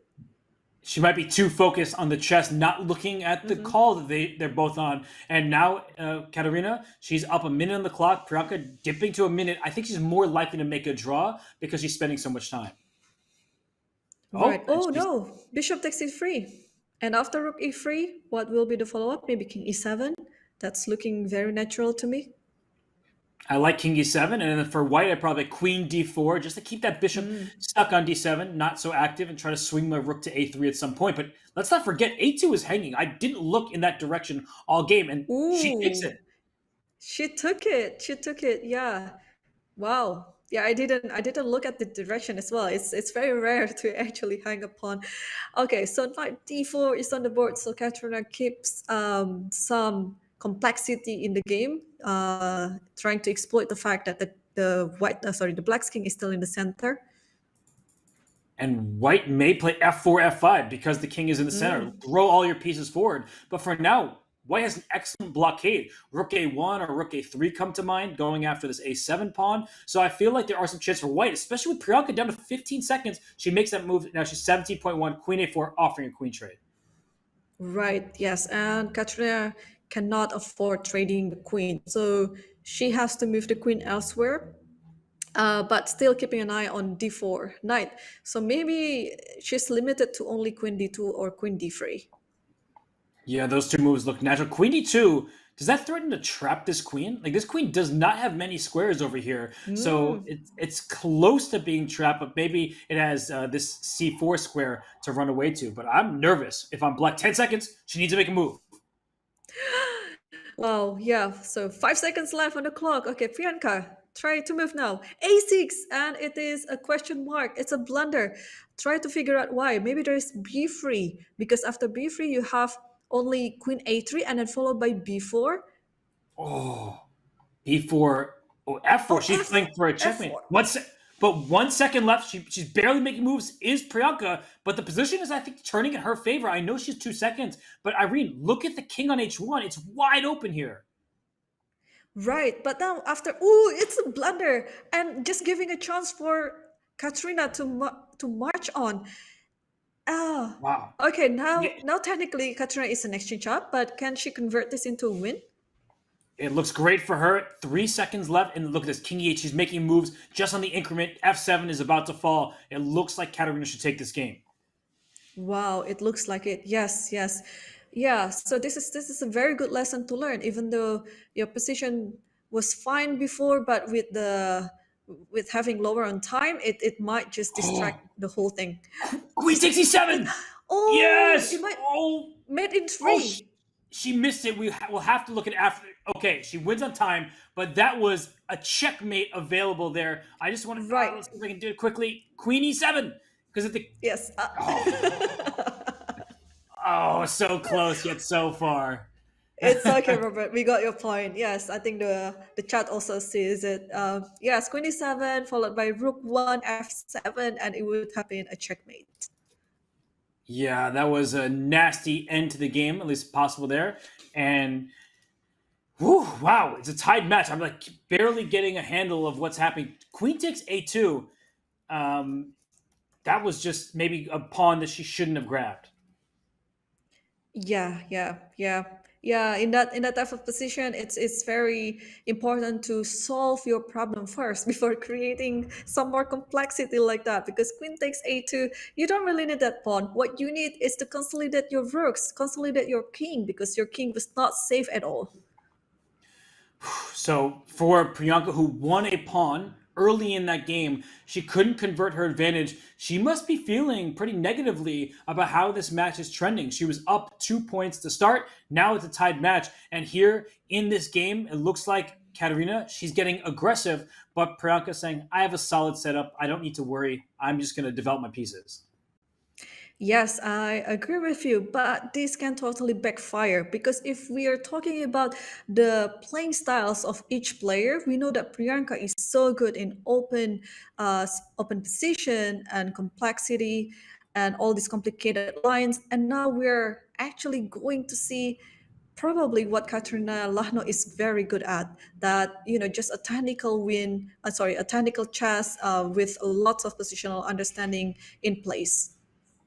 But look at this opening. So we have to note that Priyanka started with c4 in this game and didn't play into the King's Indian. She changed up her opening system to play more quietly, but now she decides to strike with d4. She's a very healthy center. No pawn on f4 in this game, not any overextension, and that knight on c7, maybe not ideally placed. White is going to aim down the d file towards that backward pawn. Yeah. I agree with you on this. Yes, on d6 is going to be the target of attack. Yeah, so far Priyanka's position is very fine, very healthy. All that she needs is just a castle, This is something that what she missed on the previous game. And now Kateryna already strike with d5, trying to exploit the fact that now the king is still in the center. Whether it is time for Priyanka to castle, I think she has to solve the center problem first. This pawn is staring at two of white's pawns, and c takes d5. We know black will take back, and you're usually tempted to push up to e5. There may be ideas with knight e4. This might be difficult for some of our members watching this game to figure out. So I always recommend just pausing, bringing up this type of position and seeing it for yourself. But e5 now, it's a little bit more clear. Knight e4 might be available. The e5 pawn will be loose. Exactly. Yes, yes. And yeah, Kateryna has timed it perfectly to strike in the center like that when the king is still on e1. It would be quite a different story if the king is already castled and nestled on g1, for example, because then Priyanka could bring all her reinforcements to the center. And like you mentioned, Robert, knight e4. It's because of what you mentioned. This king is still in the center. That king, it needs to be safe. And now after knight takes e4, pawn takes e4, yes, this pawn is hanging here, but so is this pawn on e5. So both sides will pick up central pawns, and black is the happier player because the white king is not safe and sound. Yes, and this is a very instructive position as well. We see the e-file bar is still even, but this position offers so many things to calculate and to understand. You cannot just simply solve it within like a few minutes. But again, the players don't have much time to think about. They have to have a practical approach to solve every position. And we see the center has now opened up completely. If you castle kingside, watch out. Bishop takes h3 is hanging at the end of the diagonal. So I don't like white's position. I see it's equal according to the engines, but I feel like it's easier for black to play. Black's better developed with king safety. Black's king is just hanging out, whereas white's is stuck in the center. What would you do here, Irene? Would you castle queenside potentially? Well, I wouldn't do that in my lifetime right now. Yeah, I would move my bishop back, or even I was thinking to just sacrifice the h3 by just short castle, bishop h3, and then move my rook to the center. I mean, I know I would be a pawn down, but at least I have some play in the center, and my bishop on e4 was sitting on b7. So black has to do something about it too. But yeah, bishop g2 might be a better reply in this position. And knight e6, the great reply from Kateryna, just trading things off. White's king, even without queens on the board, will be worse than black's. If you castle queenside, this a2 pawn, this has been one of the themes of the day, hanging a2 pawns. So I would be very worried if I'm Priyanka here. She's lost a couple games recently. She's not in good shape in this position. Right, yes. And the question is to trade off the queens or not. If you're not trading the queen, this position might just get more dangerous for white. But if you do trade the queen, white will have an inferior endgame due to the activity of these two pair of bishops on e6 and e5. They're just monsters. They're hard to deal with because the b2 pawn will be loose if you trade queens, and the a2 pawn we already mentioned. The h3 pawn is still being targeted by that bishop. We have to note b7 and a7 from the white bishop. So many pawns are hanging, but you see the eval bar saying black is better because now this pawn and this pawn are both defended, and you can't do the same thing for white because the rook is hanging on a1. Yes, I mean, this is exactly another instructive position to learn. Even though both sides have a pair of bishops, we can totally tell that only black can win this position because, again, activity always matters. It always does. And rook a to b1, speaking of activity, giving up a2 to slide your rook back to a1 and win the pawn on a7. That would be a dream, but it's not going to work. There are tactics in black's favor, not to mention that the simple bishop f5, instead of being greedy right away, I'll be greedy a move from now by attacking your rook, kicking it, and winning the b2 pawn. This looks really, really nasty for Priyanka. Exactly. I like this move of yours, bishop f5. It's just, you calmly attack the rook and then taking on b2 the next. Ooh, but Kateryna took it. Maybe she saw bishop c4, but it doesn't really work. Rook c1. Rook f c1. But rook f c1, bishop takes b2. That's right. I just saw that too. The rooks were both hanging. So rook e1, and now there's a threat on this bishop. There's a threat on a7. If bishop b8 is your best move, you're walking passively until she takes b2, and now the activity that you spoke of, white is much happier. Yeah, I agree. It's okay. This is some miss by Katrina because I believe you can really attack those two pawns without trading any of your pawns on the back rank on a7 or b6.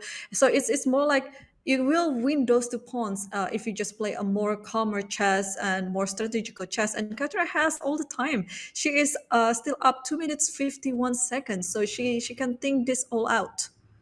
And that's why I think she's probably going to win this game is because of her lead on the clock. 20 seconds for white, maybe rook b1 and bishop f1, ideas like that. But she's playing very cautiously. Is Priyanka down a pawn and now down 2 minutes and 20 seconds? Too much time. Exactly. Yeah. It is very inspiring for me to see how Katrina makes a comeback like this. And I believe we will see some technical win again by Katrina because this is just an extra pawn on the queen side. Bishop c6 marked as a question mark there.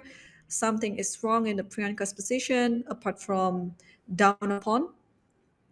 I think it's because maybe there's rook e2, giving up this pawn on b5, because at some point, this doubling on the second rank is going to really hurt you. And bishop f1, trying to trade bishops, that probably was the way to try to make a draw, and she plays rook e2, and I was wrong, and Katerina makes my mistake. Yeah, it's the commentator's curse, right, Robert? Right. So rook e2 is wrong. Although I would agree with you that that looks very natural, but apparently you shouldn't give up the b5 pawn because that is your winning pawn. Maybe just a simple rook b8 would seal the deal. What is the sorry? What? How do you stop this? Like, I'm so confused how the eval bar was at equal for a moment there, or just slightly better for black. It's always looked to be nearly winning. Yeah. I'm trying to find out too. Yeah, it was. Yeah, it's a mystery for me. But okay, now it's looking very clear that the black is going to have another extra pawn. So 2 pawns up for Katrina would be enough to finish the game. Two clear extra pawns, also nearly 2 minutes ahead on the clock, and we will get one more game in this time patrol. So for Katerina, who's found her internet connection, she's found her form. Uh-oh. Dropping f7. Oh, she didn't Oh, take it. what is going on? What did they do? Oh, Priyanka I just removed something. I Yeah, I think. think she has under 3 seconds remaining. She could have stolen this pawn. She would have made an immediate draw if she took that pawn. Right. Yeah, there is no way to stop the perpetual. If you go king h6, it would have been a mate on h7. So you have to go to the back rank, and then there you go. All the checks coming up. Maybe this isn't as easy as we initially thought to win the game, just because. Oh yeah, not for king g6, it feels much easier. But you have to somehow push your pawns. But as soon as you push the pawns, your king is vulnerable to some checks. So good defense from Priyanka thus far. Exactly. Yeah, I thought there would be more opportunity before when the king was cut on the h file, but okay, I didn't see any how to follow up. Okay, so Priyanka resigned because one pair of rooks just going to be traded off, and it's easier for Katrina to continue. And now we have an exchange French. So Priyanka's French, it put fear in Katerina's heart. And so she's like, let's go for the exchange. I'm not going to be checkmated. I'm not going to get under attack here. Let's just play that technical style. So Irene, she didn't listen to you. She's playing, not listening to commentary, but she kind of is heeding your advice. She is playing a more technical match now. Exactly. Yeah. I mean, you have to always play your best forte. And yeah, I think it is a good choice to switch it to exchange French like this because, again, maybe it was not a good choice before because she was down in the match, but now she's leading the match. So any draw result is always good when you're leading the match. It's not about that round itself, but it's about the overall result. So yeah, but we see even in the exchange French like this, we see the opposite castles, so it promises us some explosive game. Yeah, whose king is going to be weaker? F6 played to encourage G5 and H5 and H4 and A5. Both players are making very natural ideas, but apparently they're not the most accurate choices. So this knight moves back to D8. I tend to like black's position because I feel like white's attack, I don't see how it leads to checkmate. And then I see on the other side that black can just gather her forces. Maybe knight g6 to f4 at some moment. Of course, h5, h4, maybe a g5 thrown in. I feel like black's attack is a little bit more natural. White's is more artificial. Well, I play this position as white myself, and I always like it if I could reach this type of position. Although I agree with you that it's a bit harder for white to start the attack. We already have the pawn on a5 and the pawn on b5, but we need a very precise follow-up. While black, the moves are just very natural. They just push the pawns g5, h5, and then all the way to h3 maybe, and the bishop on d6 is already hitting on h2. Yeah, I agree, it's easier to play with black, but with precise play, white will be standing better. Watch out for bishop takes h2 check. That is now a threat because the knight on f3 is pinned and the c3 pawn is loose, so maybe a queen move for white. Queen up to b3 makes sense, but you're putting all of your pieces on the queen side for white, and black will counter on the king side. I think this is a very fun game. It's been a fun match. We started with an exchange French, and now it's wide open. It's wide open. Yes, I'm expecting some explosive again on this one.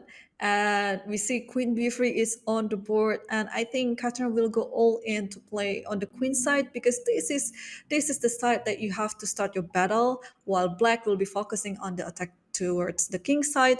So, and also you shouldn't ignore the fact that the central file is also very important. So even though you are attacking on different side, you also have to keep an eye on the center.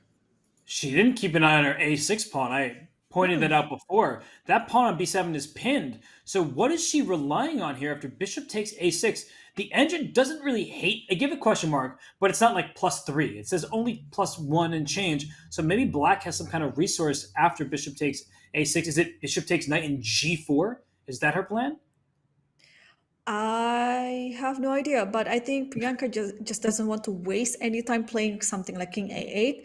I think she just wants to attack, and yeah, and by doing so, she has to sacrifice this A6 pawn. And now h2 can be captured, so that pawn is hanging with check. But there's also knight g6 type of ideas. White's king, there's a back rank checkmate against it, so I thought knight g6 first, and such a smart move by Kateryna. Bring your king towards the center. Her rook is defended. That's actually quite critical. Yes, also using the fact that black doesn't have a light square bishop anymore, so the king on f1 is standing very safe. And bishop b5, we saw Priyanka win with a move like this earlier. Now it's Kateryna's turn, and a6 is going to be available, going after the black king. I take everything I said back before. I like black's position. That's what I said. I'm kidding. White's attack was always superior. Right, yeah, but there's still some homework to do, because now, yeah, black has to also keep an eye on the central file, right? Because the king on f1 might be a little bit weak if there is no more guard around it. I was thinking of queen e7, but I think white can just safely play bishop d2 and stops everything. There's a simple developing move. That piece has not been touched yet. And I want to add that knight f5. Ooh, that's not f5. That is though. That's going to hurt at some point. Like you said, the light squares are under white's control. The king is safe. The f5 square is vulnerable. d5 is hanging. It does feel like now black is pretty lost. One tricky move you could play in bullet would be bishop b4 to go queen h2. That is how you win bullet games, is by sneaky little attacks like that. Wow, you're very sneaky, Robert. Yeah, I like that idea. But unfortunately, Kateryna has almost like 3 minutes on the clock. She wouldn't fall into such a trick. No, because after bishop b4, pawn takes queen h2. There's also queen g3 check, G3, trading the queens off. So I'm getting tricky. Danya and you were commentating yesterday. I'm doing my best Danya impersonation by trying to come up with sneaky bullet tactics. Right. Yes. Okay. So in this position after a6, there's no easy way to continue, to be honest, because white's attack is just very dangerous. And I think the next move, you can even play a7, you can take on b7, you can move the bishop on c1, you can move the knight to f5, you can pretty much do anything. I'm just going to draw all the arrows that you're talking about. Every single idea is good for white. And for black, I know it sounds like I was joking, but maybe you have to do something ridiculous to give yourself a chance, a bishop a3 type of move. But bishop a3 doesn't work because a bishop takes c6, so I acknowledge that. There's no option here. Black is toast. I think you can, even if you don't see this queen h2 idea, even after you give up a bishop like that, you can safely take it with the rook or with the queen. And after you play queen h2, there's always bishop e3, and there shouldn't be any mate whatsoever.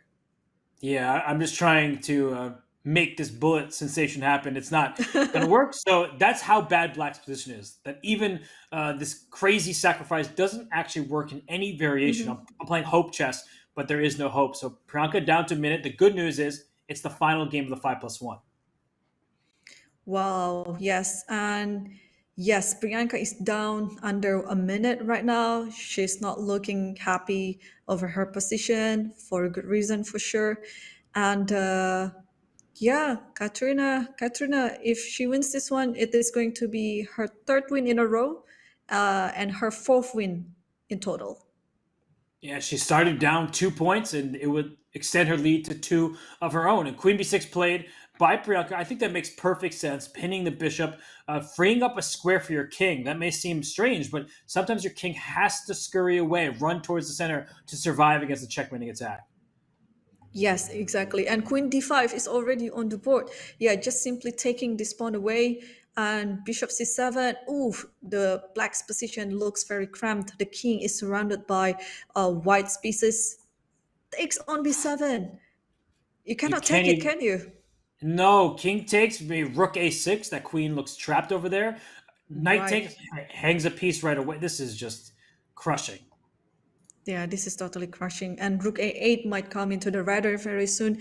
Or anything, pretty much anything you can play. Yeah, you don't need to touch the knight on h4 at all. Okay, queen takes. This might be a better option for black. But what's next? Rook b1 seems very tempting to me. She plays bishop a6, just hitting the queen away. Queen b6, I guess, and then bishop d3 even with rook b1. This just, I don't see how you get out of this. Right. Yes. Yeah. That light square bishop proven to be a very good bishop until this part of the game, and Kateryna just kept marching on. Queen c8 is going to be on the board soon. It was such a good fork to c8 and the rook on e8. And queen a5 only moved to avoid checkmate in one, but you can just take this queen and you're up way too much material. The question marks don't matter at this stage, but it does feel like there's a forced checkmate. Queen a6 next. Kateryna Lagno wins. Wow. Third win by Kateryna Lagno, and leading by 4.5, 2.5. She has now found her form. She's roaring back, and there's Priyanka Nutaki. Turns her camera off because it's going to take a break. Both players deserve it. But for Priyanka, it looked like it was going to be the upset of a lifetime. She started with 2 straight wins, but since then, it's been all Lagno. 4.5, 2.5 is your score, Irene. I mean, Kateryna, she's back. She's back. She's totally back. And I'm happy to see such a battle tonight, Robert. And I think we will be back after some break, and we'll continue with the 3-minute portion. We certainly will. The players, they get their rest. We'll do the same. Up next, the Julius Baer Women's Speeches Championship is the 3-minute plus 1 second increment. This is the match between Kateryna Lagno and Priyanka Nutaki. Don't go anywhere. We'll be right back.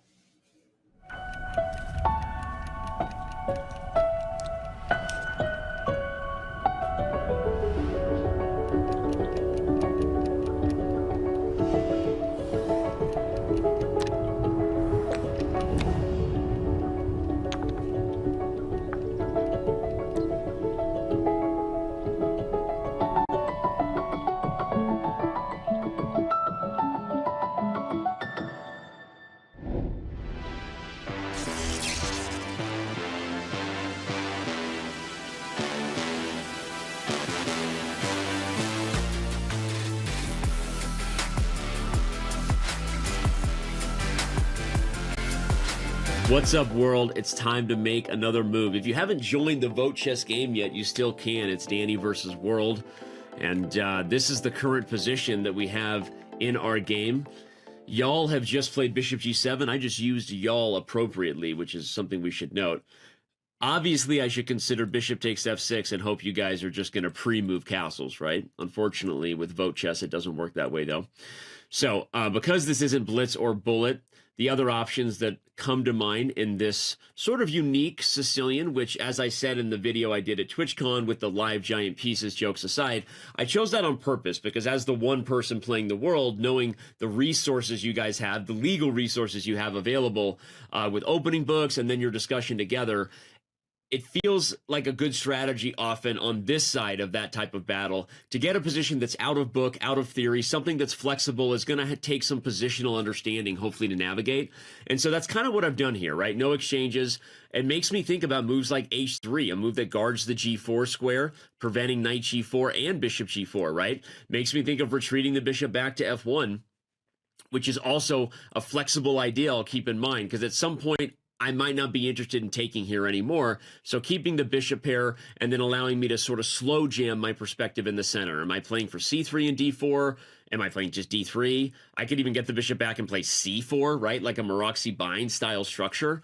All of those moves are more attractive to me than playing a more forcing line like d4. So perhaps I'm giving you guys a little bit too much insight into my thought process. The competitive advantage that maybe I had is quickly disappearing, although did I even have an advantage from the start? Let's be honest, right?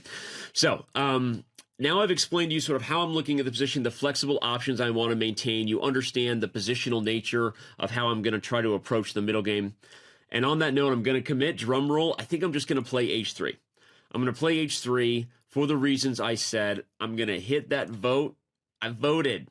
You guys can see it. Make your move. Again, if you haven't joined yet, then you're missing chances to win all kinds of cool Chess.com swag. This is Mittens. And I'm the only one who has Mittens yet. But more people are going to have options to get Mittens soon. We also have hats and swag and stuff we're doing. So tell your friends to join. Get involved. Have fun. I'm going to put Mittens right back here where it belongs. He, she, like Mittens is just Mittens. Mittens is. So there you go. Thank you for playing, and I'll see you around on Chess.com.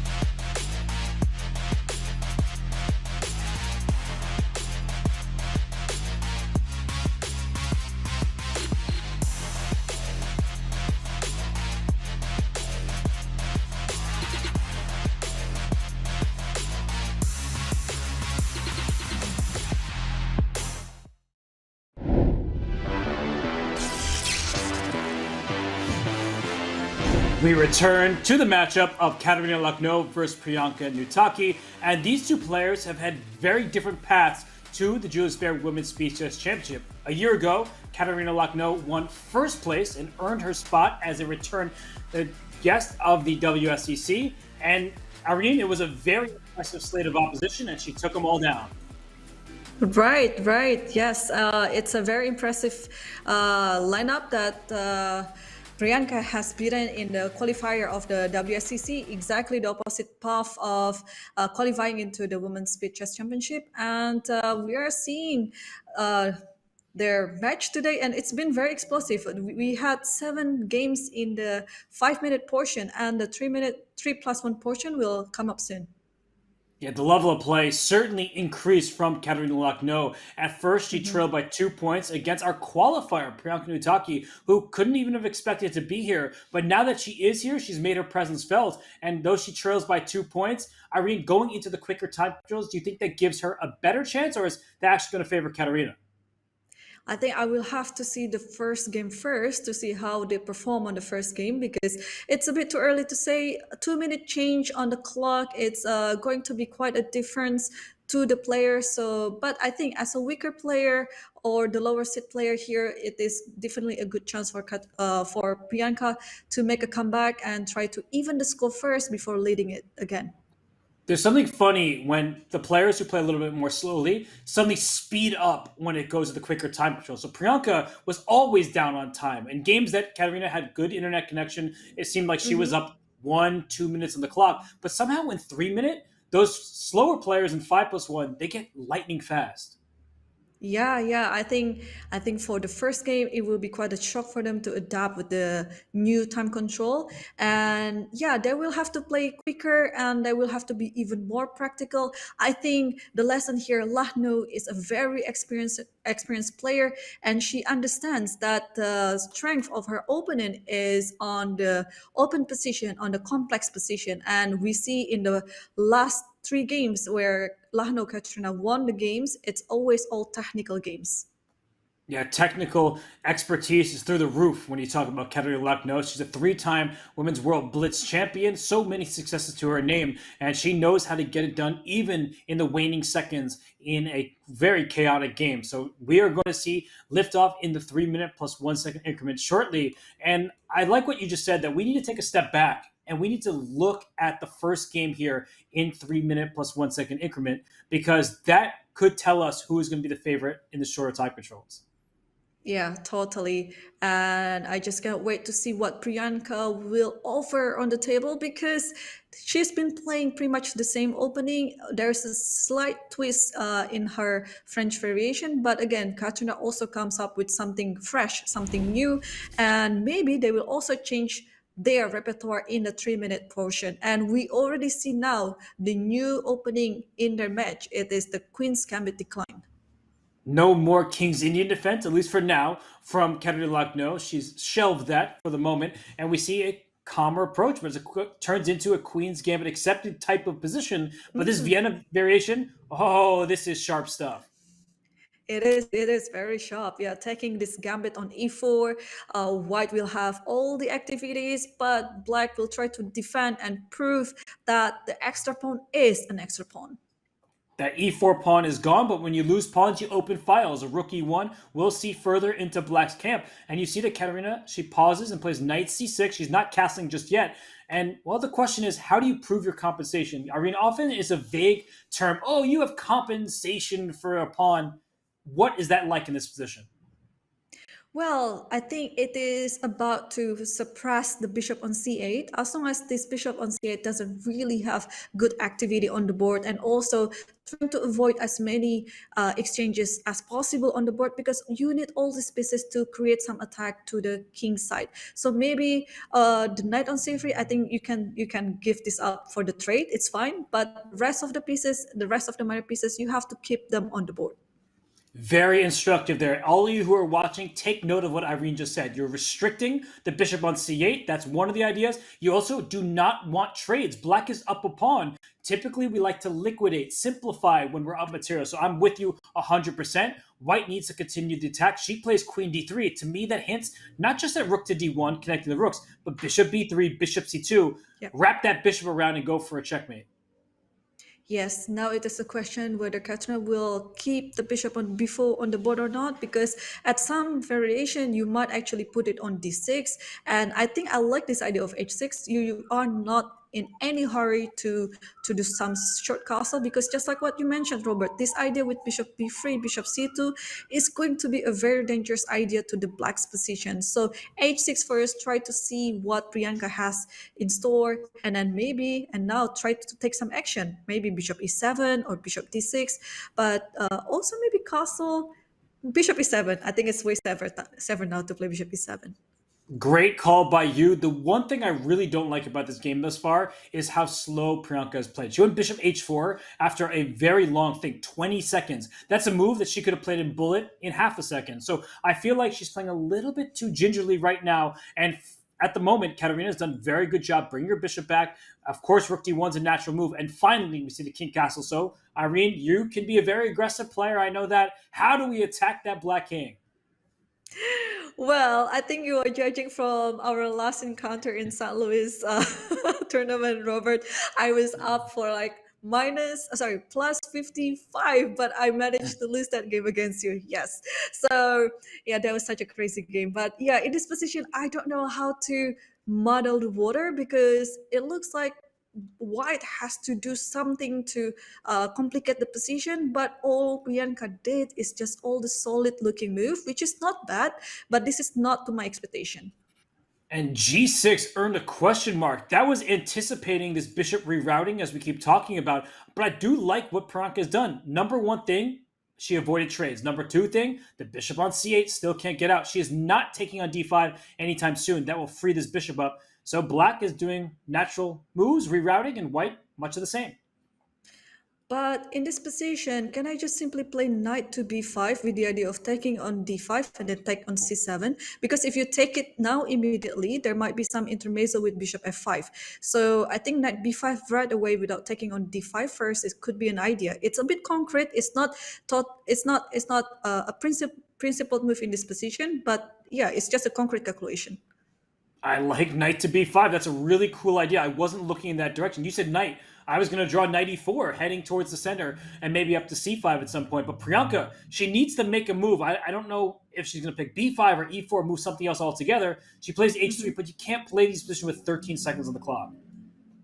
Yeah, I think she's just trying to figure out what to do here, and she is going to a completely different direction. I still don't understand about queen d2, rook c1, rearranging the already good, very well placed pieces.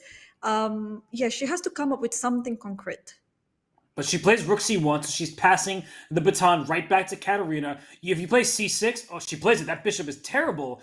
But maybe she'll play b6 and finally get the bishop out. But I like the dark square control by white's pieces here. Yeah, even though if the eval bar likes black at the moment, but I think white has a full compensation to the pawn. Ooh, a b4, that's a little bit too loose. And bishop h6. You know what? In short Wow. time controls, that's an exchange you might want to lose because then the black king will be less safe. Oh, that's not good. And Robert, Priyanka only has 4 seconds on the clock.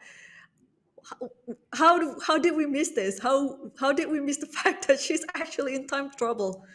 She just spends too much time. That's been her kryptonite in this match. She's played some great games, some great decisions, and now finally the light square bishop is out. Black is up an entire piece. This game should be in Kateryna's favor. Exactly. Yeah, Katrina has all the advantage on the time and also on the board.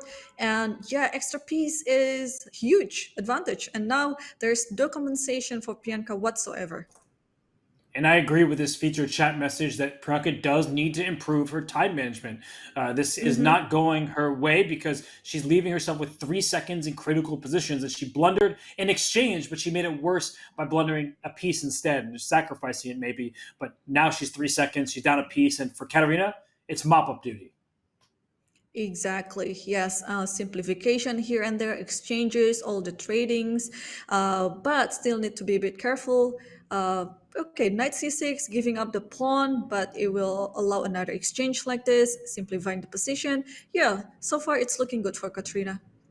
If she takes the central pawn on d4, there's going to be a problem with this queen on d2 in the near future. And Kateryna's done everything right. And queen takes g5. Just take everything that you want. Exactly, and there is no risk to the black king, and I mean only with the white king is currently under attack. Knight f4, threatening a mate on g2, bishop b7, holding on g2. Okay, the one thing Wow. that's going decently for Priyanka at this stage is the clock is getting closer, but she's also getting closer to losing on the board because it's a full extra piece and an extra pawn for black. Exactly.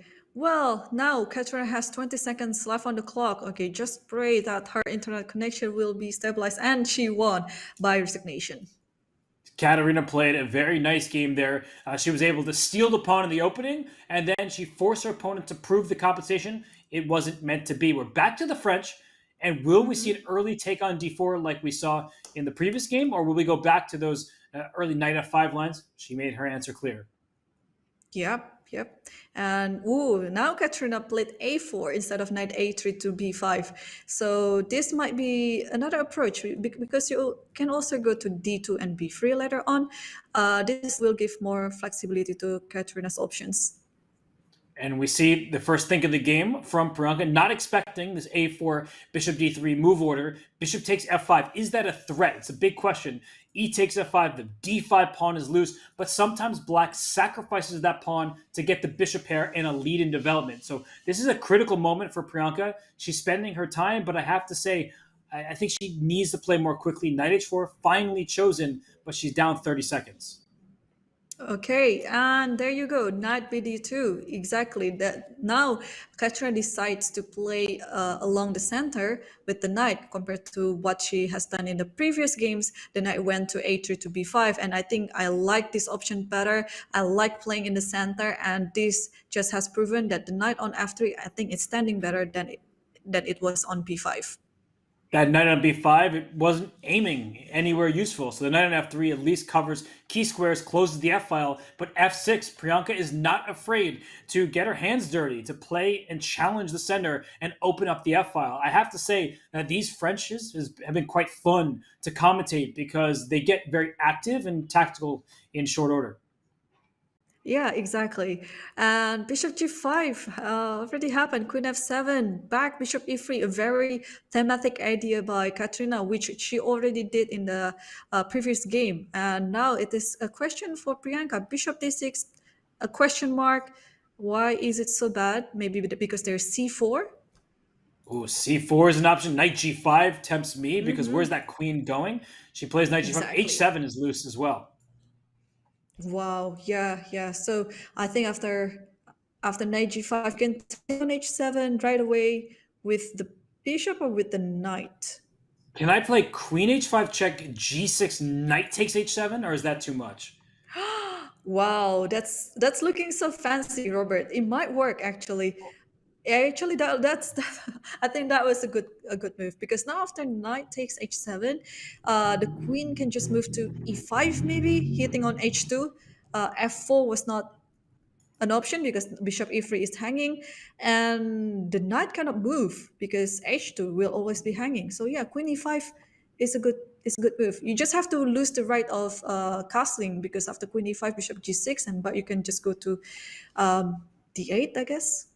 Yeah, the king runs to the queen side. It's important to note that queen h4 looks winning for black, but bishop g6 check will force the king onto a dark square, and bishop g5 check will be the follow-up. And unfortunately, that's going to win the game for white, winning the queen. So to be really careful in a position like this, if you're Priyanka and she's once again spending time, I have to say I'm nervous for her chances.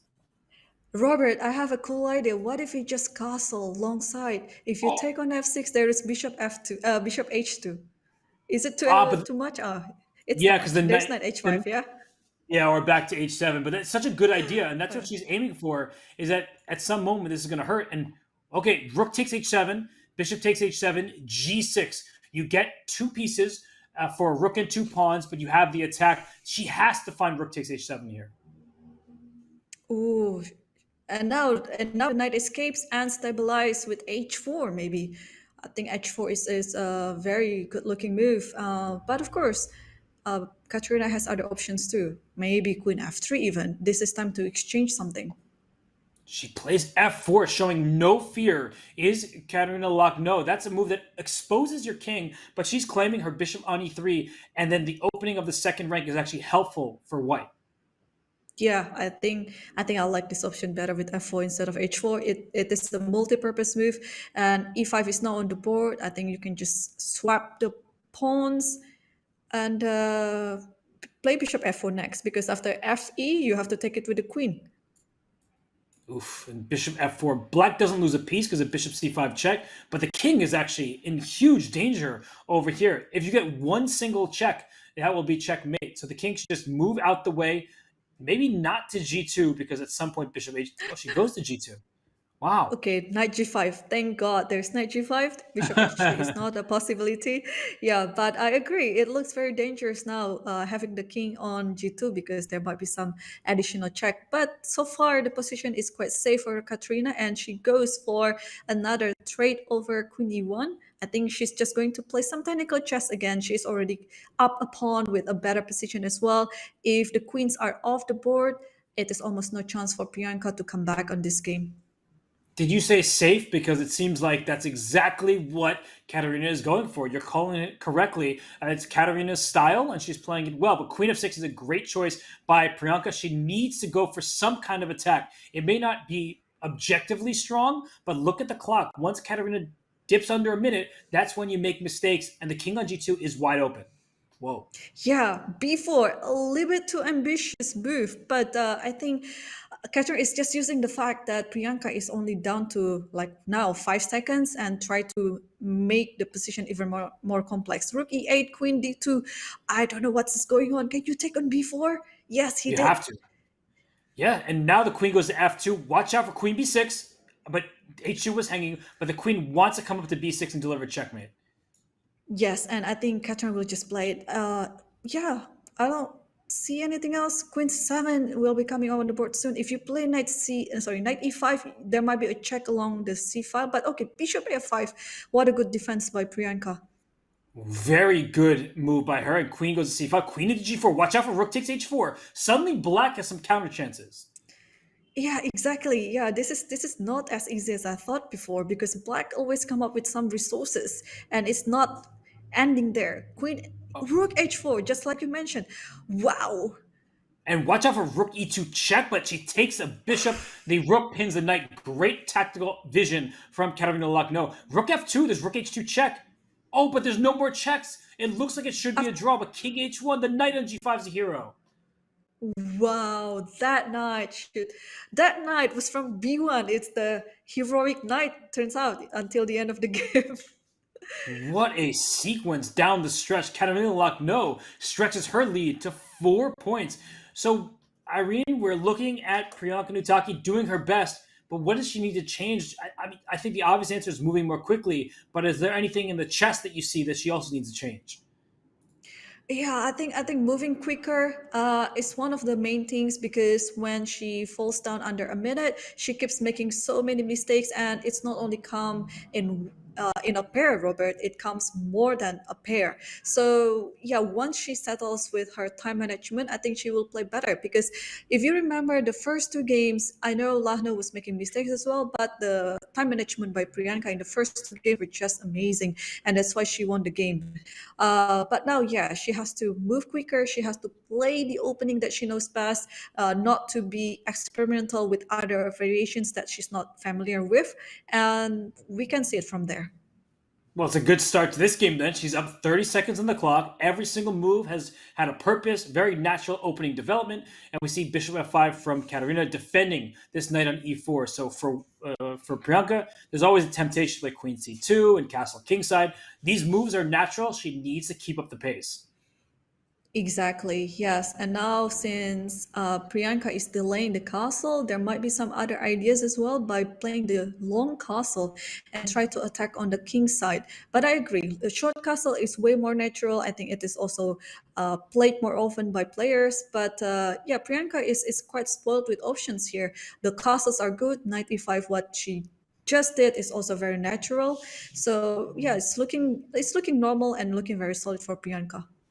She should take this bishop on g6, secure a pair of bishops on an open board. I like this for white, but she's thinking right now. So is she thinking to take on g6 with the bishop? Because I wouldn't take on c3 and allow the bishop exchange. Right. Yeah, this is a tough call to make because I play this as black, I don't know, a million times, and it's always hard to think which piece that I have to trade, which piece shouldn't be traded. And Bianca chose to take on g6, hg, and now I think she's only limited to do short castle and play e4 at some point. It looks like a good idea. Rook b1 at any moment, e4 or c4. This bishop on f4 is so fantastic. It stops a black rook from going to b8. And b5, this knight is about to entrench itself on c4. Yes, what normally happens in this type of variation is usually white has a minority attack with a4 b4, but now since the pawn captured the piece on c3 by b takes c3, there is no more idea for white in this situation. So the only thing that I can think of is to play in the center towards the king side, and Priyanka just did it. Great understanding by her and a great explanation by you. Pawn takes, bishop takes, that c6 pawn is loose. And wow, a6 played. It feels like Kateryna's playing with fire. e5 is so tempting me because I'm going to move my bishop, play f4, f5, and go for checkmate. Yes, I think the drawback with e5 is you are keeping an e6 square for the knight ladder. It would be a very good blockade with the knight. And also, the nature of the knight, it's very good in the close position. So that is why I think I can understand Priyanka's decision by taking on d5, trying to make the full use of the pair of bishops because bishops likes open positions. They need open diagonals. That is very true. And well, if this pawn goes to a5, that bishop on b4 will be a very happy piece. Now, this knight needs to find its way, but first things first, the bishop and the pawn are hanging. So queen f5 defends both. That's an awkward square for the queen. It is very awkward. I agree. That square belongs to the pawn, but if the pawn moves there, d5 will hang. So queen a5 is forced. But now it is time for Priyanka to make use of the rooks because they are currently not doing anything at the moment. And black is just a few moves away from coordinating her pieces and making sure that she's okay here. So maybe rook to b1, as we talked about before. There is no rook to b8 for black, thanks to this bishop on f4. So white controls many of the key diagonals and key files with the rook coming to b1 and maybe a rook to c1 next. Yeah, exactly. And we have to note that Priyanka is under a minute now. And usually, when these players are under a minute, they will start making significant mistakes. I'm worried it might happen anytime soon. Rook c3 is the threat, but now rook b1 is hitting on b4. So Katrina has to do something about her bishop. That might still be available, though. Rook c3 played. Great Oh, call. Yeah, because if you took on b4, the d3 bishop was loose, and that would have been a good endgame for black to be able to hold. So queen d1 played. I love this move. You have a bishop pair. h4, h5 is not out of the question. I think that white has better coordination for the time being. yeah, totally. Yes. And I liked also this idea of yours that just marching with the pawns, but white has to also make sure that she doesn't hang anything. Is the idea bishop a6 work in this position? It's just a direct attack to me. Ooh, takes, rook takes b4. She plays queen e2, so she's eyeing that pawn. I like that move, queen e2. It makes it challenging for black to respond, but I think you're right that a6 pawn is very loose. Yes. And now, okay, now do you take on a6 or you can just simply play something else? Or you can take on a6 now. Yep. And now it's time to attack for white because everything is already clear. Ooh, rook c2, a mistake. Rook takes Just b4. simple tactic. Rook takes Will, b4. Priyanka needs to find this to get back in the match. It's queen d1, which Oh, makes queen sense, d1. but rook takes b4 had to be found. Right, right. How does black... Wow, bishop c3, because bishop d3, there's rook a2 to save the day. Okay. Yes, wow, there. I feel like... Oh, no. Oh, no. She hung a piece. Priyanka hung a piece. Oh, that's bad news. Just now the game is over, and unfortunately for Priyanka, her time never helps her, and Kateryna wins another game. Wow, that is Katerina's third win in the 3+1 portion, and it's wow, she's leading by 5 points now. She is. So right now, it's all Kateryna. She takes that drink of water or whatever it is in her cup. She has a big lead, and for Priyanka, she needs to get on back to her winning ways. She's struggling with her time management. When she's in time trouble, it's not going her way. So she's back to the French defense. Irene, any general advice? Like, how does somebody improve time management? I think it's hard for people who are trying to get better at it to know what to do. Well, it is always It is an evergreen question, Robert, because if I could fix my time management, I would have been better at online chess for sure. But unfortunately, I don't have an easy answer for you. I think it just comes by experience. You just have to play more, and by doing so, you'll gain your understanding better on how you manage your time situation. Yeah, no, it's So one of those things. I wish I had the answer to it as well. Nobody, even the best bullet players, they're like, yeah, just play faster. I'm like, how do I do that? I don't know how, Hikaru does it or Danya does it, but we have a repeat of a variation here. We have that French, where the knight, instead of going out to b5, it went to d2 and swapped on f3. So we've seen this position before, and Priyanka, once again, is spending time. She's down 20 seconds on the clock. right, yeah. Wow, this is I think Kateryna is just killing it. Kateryna, once she's when she got her connection back and she got into her fighting spirit again, I think now she's just showing how good she is at speed chess. Yeah, well, she was a champion last year for a reason. She was indeed, and she's playing a great match today. And after Queen H5, so the move order has changed. Look at this. The queen, instead of attacking for checkmate, goes after the b7 pawn. The b6 square is vulnerable. I love the way that Kateryna has changed her openings and found a way through against Priyanka's French. Right. Yes. I mean, Katrina has a lot up in her sleeve about so many repertoires, about so many variations. In French, she can just go left and right and try everything that she knows. And I don't think this is actually her main repertoire, but she just plays it for the sake of speed chess. Well, if it's not her main repertoire, I'm scared of what she knows super well because this decision, Queen A3, so Queen B3 to attack a pawn, Queen A3, everybody at home, you can't castle through check. I'll try. Nope, can't do it because the queen covers the F8 square and that queen may sink its teeth into the D6 square. It looks very unpleasant for black. Right, yes. Wow, this looks very solid. And again, we see this thematic idea with Bishop E3 that Katerina always employed in many of her French games. So this looking quite solid for her. I like her position. And this is also a new idea. I've never seen her playing this Queen B3, Queen A3 before in other games. So I think Priyanka is a little bit confused now. She went Queen H6 trying to go after the E3 pawn, but I don't know what happens if white plays a simple rook to E1. Katerina does it. E4 can be played. You just blast open the center while black's king is still there. It looks really nice for Lagno. I think Priyanka is still not learning her lesson. How many games she lost by having the king in the center, Robert, in this match? It was at least one, I mean, more than one games, maybe more than two even. So now, okay, offering to trade the queen. Of course, Katrina is in a attacking mode, so she doesn't want to trade the queen when she's attacking. And she stopped the black king from castling by having a rook on the open file. You can't castle through check. I keep trying. It won't let me. Knight g4. This is a pony going nowhere. I mean, queen h4. This is hope chess. You're not going to land a checkmate. So I feel like Katerina, e4, that speaks to me, and she plays it.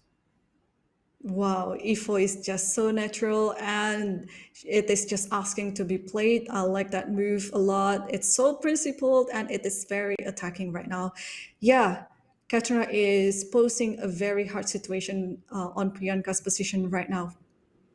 I feel for her because when Kateryna Lagno is in form, there's very little that most people can do. Same what happened yesterday with Ho Yifan. She trailed by 2 points. Suddenly she became the Ho Yifan that has been the number one rated female player in the world for so many years. And then she dominated. And this is what Kateryna is doing. She fixed her openings, she fixed her internet, and she's just cruising right now.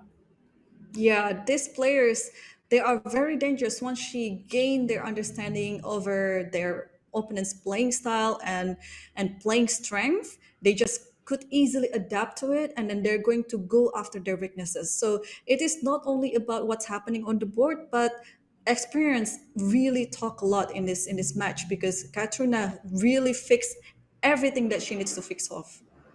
And she's about to fix her knight and bring it to e6. She does just that. Oh my goodness. You can't castle through check. You thought you could, but no, you can't. This black king is stuck in the center. The e5 pawn is dropping. Oh no, the king is wide open.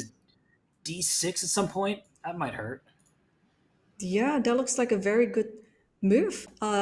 Knight is untouchable on e6 because you always have bishop c4, but Kateryna chose to take on e5, which is also pretty good. You just take another extra pawn. And rook g5 hitting on g7. How to solve this one? There's no way to solve it. You have 2.2 seconds left if you're Priyanka. You're down 2 pawns. Your king is on f7. It looks completely hopeless. And for Priyanka, she might be getting into that territory where she needs to resign early. There's still the whole bullet portion. So, of course, she has chances to win a bunch of games in a row.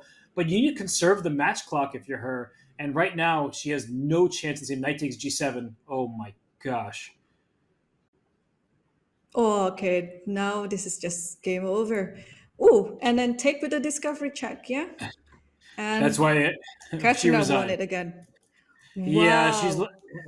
it's one of those things. I can't look at this anymore. I know I made a move, but I have to resign next game. And Irene, Kateryna's unstoppable right now. She's totally unstoppable. I'm just taking a note that this is her 7th win in a row, Robert, out of 8 victories that she already did. So it's amazing. Like, what a streak, right? 7 wins in a row.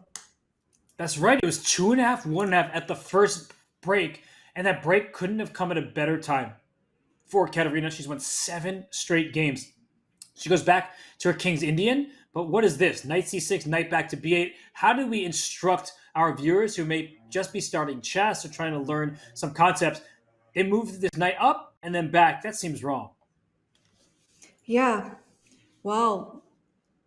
This is at least another variation. Okay, Kateryna finally didn't play knight c6 like what we mentioned before. It's a little bit inaccuracy, but okay, it was proven to be quite successful on some of her games. But she had another approach this time with a5 knight a6, which is more natural, which is more very principled in the King's Indian defense, and e5 is already on the board. Yeah, the King's Indian is known as being a tactical, aggressive opening, but at its core, it's actually quite strategic because if you look at the pawns, they're not attacking one another, which means you're not opening up diagonals or files. All pieces remain on the board. It's closed, which allowed Kateryna to play her knight back and forth and only then play in the center. So e6 was captured, so it's a new approach from Priyanka. Arena, I mean, these types of games have been going Kateryna's way, but my take of this position is white is a side for choice. Right. Well, white has quite a healthy center, that's for sure. But I think this is still up for everyone's game right now. E4 is going to be under attack.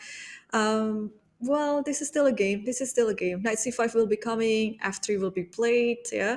So it's just a game to see who is out of these two girls the one who's more tricky, because this is still an even position. And bishop f3 was played. I guess Priyanka says, I don't want to touch my f-pawn. That's been backfiring for me. So she plays Right. bishop f3 and follows it up with a question mark move, knight d5. The e-file is open, but only one player is ready for that to happen. It's black. Right. Wow. So this is, how do we say this again? It looks like, okay, this game is Indian. We have some sort of like Benoni structure as well. And this f5 is also another idea. If you're thinking about the Benoni and you always want to get rid of the bishop on e3, f5 is always a practical and good idea to do so. Yeah. How does Priyanka solve this problem? I want to play knight e6 at some point, but you have too many pieces around there. But f5 is one of these I'm feeling it type of moves. Like I think Lagno feels very good about her play in the last bunch of games, so she's going for more, but it can backfire because you weaken so many squares. Look at the eval bar. It's going up in white's favor. A knight e6 is definitely something worth consideration. Right, yeah, knight e6, just sacrificing this knight, but you have all the diagonals for your bishop. But instead of knight e6, Priyanka retreated it back to knight e2, which is a little bit inferior, and now it's giving Lagno some chances to give some counterattack. And she was stopping f4, so we get why she played knight to e2. She wants to cover the square, and there Kateryna's knight goes into the center, clogging in the middle of the board, and we're going to see some trades. Who do they favor? Oh, knight g5. What a move. Knight g5 hitting on f3, and the bishop cannot move at all. The only way to save it is by protecting it by playing queen d3, queen c3. But yeah, that bishop is expensive. You cannot afford losing it, I guess. Yeah, we see the trade and the engine says black is doing well. I think you can bring your rook up to e4, slide your next rook over, and there's only one open file, and black's pieces are ready for it. Right. Wow. Okay, so now it's time for Kateryna to double up the works on the E file. Yes, and she just did it. Rook e7, rook e8, and she will have more control on the game. And thanks to the pawn on f5 actually, because now she has some idea having an outpost on e4. Maybe not necessarily now, but it's surely limiting White's options. And I'm looking at the clock. White down under 35 seconds, whereas Kateryna has a minute and 27. Every single game feels like it's going with this storyline. Kateryna is well ahead on time. Right, yes. Okay, so it's going to be the same story, but Priyanka. Priyanka has to find her fighting spirit back, like what she did in the first two rounds when she just started off the match with a clean slate. This is, again, another thing that I really observe in other matches, that once you're losing, and especially when you're losing so many games in a row, it affected your way of thinking, it affected you psychologically, and it can really backfire to your performance. Yeah, perhaps at some moment earlier in the match, Priyanka should have just tried to force a draw if she could have. But right now, there's a queen on b2. Her time is under 18 seconds. a2 is loose, but the black king on f7 does look wide open, and h5 at any moment can be dangerous. Yeah, yeah. Wow. Okay, but Kateryna has still to be careful. But the queen on b2 looks like a very active queen. The knight on f4. Ooh, I like your idea with knight e6. Yeah, just sacrifice this pawn for all the attacks. Yeah, but in fact, oh, is this a mistake? It Takes looks like takes. black. Oh, White is so passive here. So maybe you can hold this game, but it looks terrible for Priyanka, who's down to 4 seconds. She needs to go forward, but she keeps. I think she's too cautious right now. Yeah, yeah, definitely. She's a bit too cautious, and the rook on c2 maybe it's a little bit untouchable. It is very principled to have the rook on the second rank like this, and the knight on c1 doesn't do anything. It has to keep guarding one of the pawns. If it's a2, right now, maybe later when the a2 is pushed, the b3 will be hanging. So yeah, things are looking good for Kateryna, but she has to find all the concrete winning line. And now h5 pawn will be fallen. Yeah, you could take it even with the bishop. Knight g3 is went by rook to f3 check or rook e5. So it's getting chaotic because not much time for White, but it seems like Lagno is taking control. I think knight g3 was a mistake because you have another option by playing knight d4, hitting the rook, and then knight e6, posing a threat to c7. But okay, it was a long time story ago. But now the knight is trapped on h1. And I think it's going to be another win. Yes, and Kateryna won another game in this 3 minute and 1 second portion. Fifth win in this time control. She is actually unstoppable right now. No matter what Priyanka does, it feels like she's under the duress of time trouble. She's getting pressed on the board. So Kateryna Lagno is just a different player than she was in the first 4 games of the match. Yeah, this is more like her, to be honest. And you see, now it's another approach. We saw after queen b6, it was, what was it? She gave up the pawn, yeah, king h1. It was king h1, but now she finally found this knight a4. You mentioned it before in the previous game. This is a weird-looking knight on a4, but I think that's the call that she had to make anyway to save one of the pawns. And now it's a game. Yeah, it's a very interesting position where black has a dark sword bishop, white's was captured, but double pawns aren't always bad. We're taught, oh, you want to keep a clean pawn structure, but double pawns open files. The open F file can be useful, and black says, I want to open it up myself. Right. Yes. And now, ooh, this is a very typical structure, except that the pawn shouldn't be on e3. But now everything switched to the queen side. Before, I think Katrina has been playing on the king side in this type of structure because this is exactly the right call. But now, yeah, there's nothing to go for on the king side. Instead, you have to switch it to the queen side and then, yeah, play with all these attacks with the pawns. I'm with you. All the focus on the queen side. A3, a little move, but it does support B4 pawn push. The rook on F1 can slide to C1 at any moment. So it does seem like the play should happen there. A rook coming to F8, what's that really going to do? That's what's played. But you're not barreling through the F file. Maybe black needs to play G5 at some moment. Get adventurous. Yeah, I think so too. Yeah, you have to play something like that for sure. You cannot just keep playing some quiet moves because this is not the typical situation you are usually is having. Because Priyanka, again, she is in a must-win situation. She's already down so many games. She has to make at least one comeback first before she gain her confidence. Yeah, and even if it's just a draw, that would help. But look at the clock. Priyanka now ahead by almost 30 seconds. So it's a different version of Priyanka Nutaki than we've been seeing in recent games. And she needs to keep pressing on the clock. Maybe bishop e8, reroute this bishop to a healthier diagonal. But I want to see her play faster because that's the only way she'll have a chance. Right, yes, that bishop. Okay, and she did it. She did your plan, Robert. Yes, this is a very typical plan as well because the bishop on d7 is not doing anything. It's protecting e6, but e6 doesn't need more protection because there's already queen and the rook. And the bishop, yeah, can come up to g6, can come up to h5, and she chose the h5 square. And queen c5. So your advice, once again, taken by Kateryna Lagno, let's get into a technical phase. Let's trade queens off the board. And if I'm Priyanka, she went queen b8 and she did it relatively quickly. That's the important thing. She needs to, at minimum, keep pace on the clock. But if I'm her, I want that 5-10 second lead because then you can try to induce some blunders from Lagno.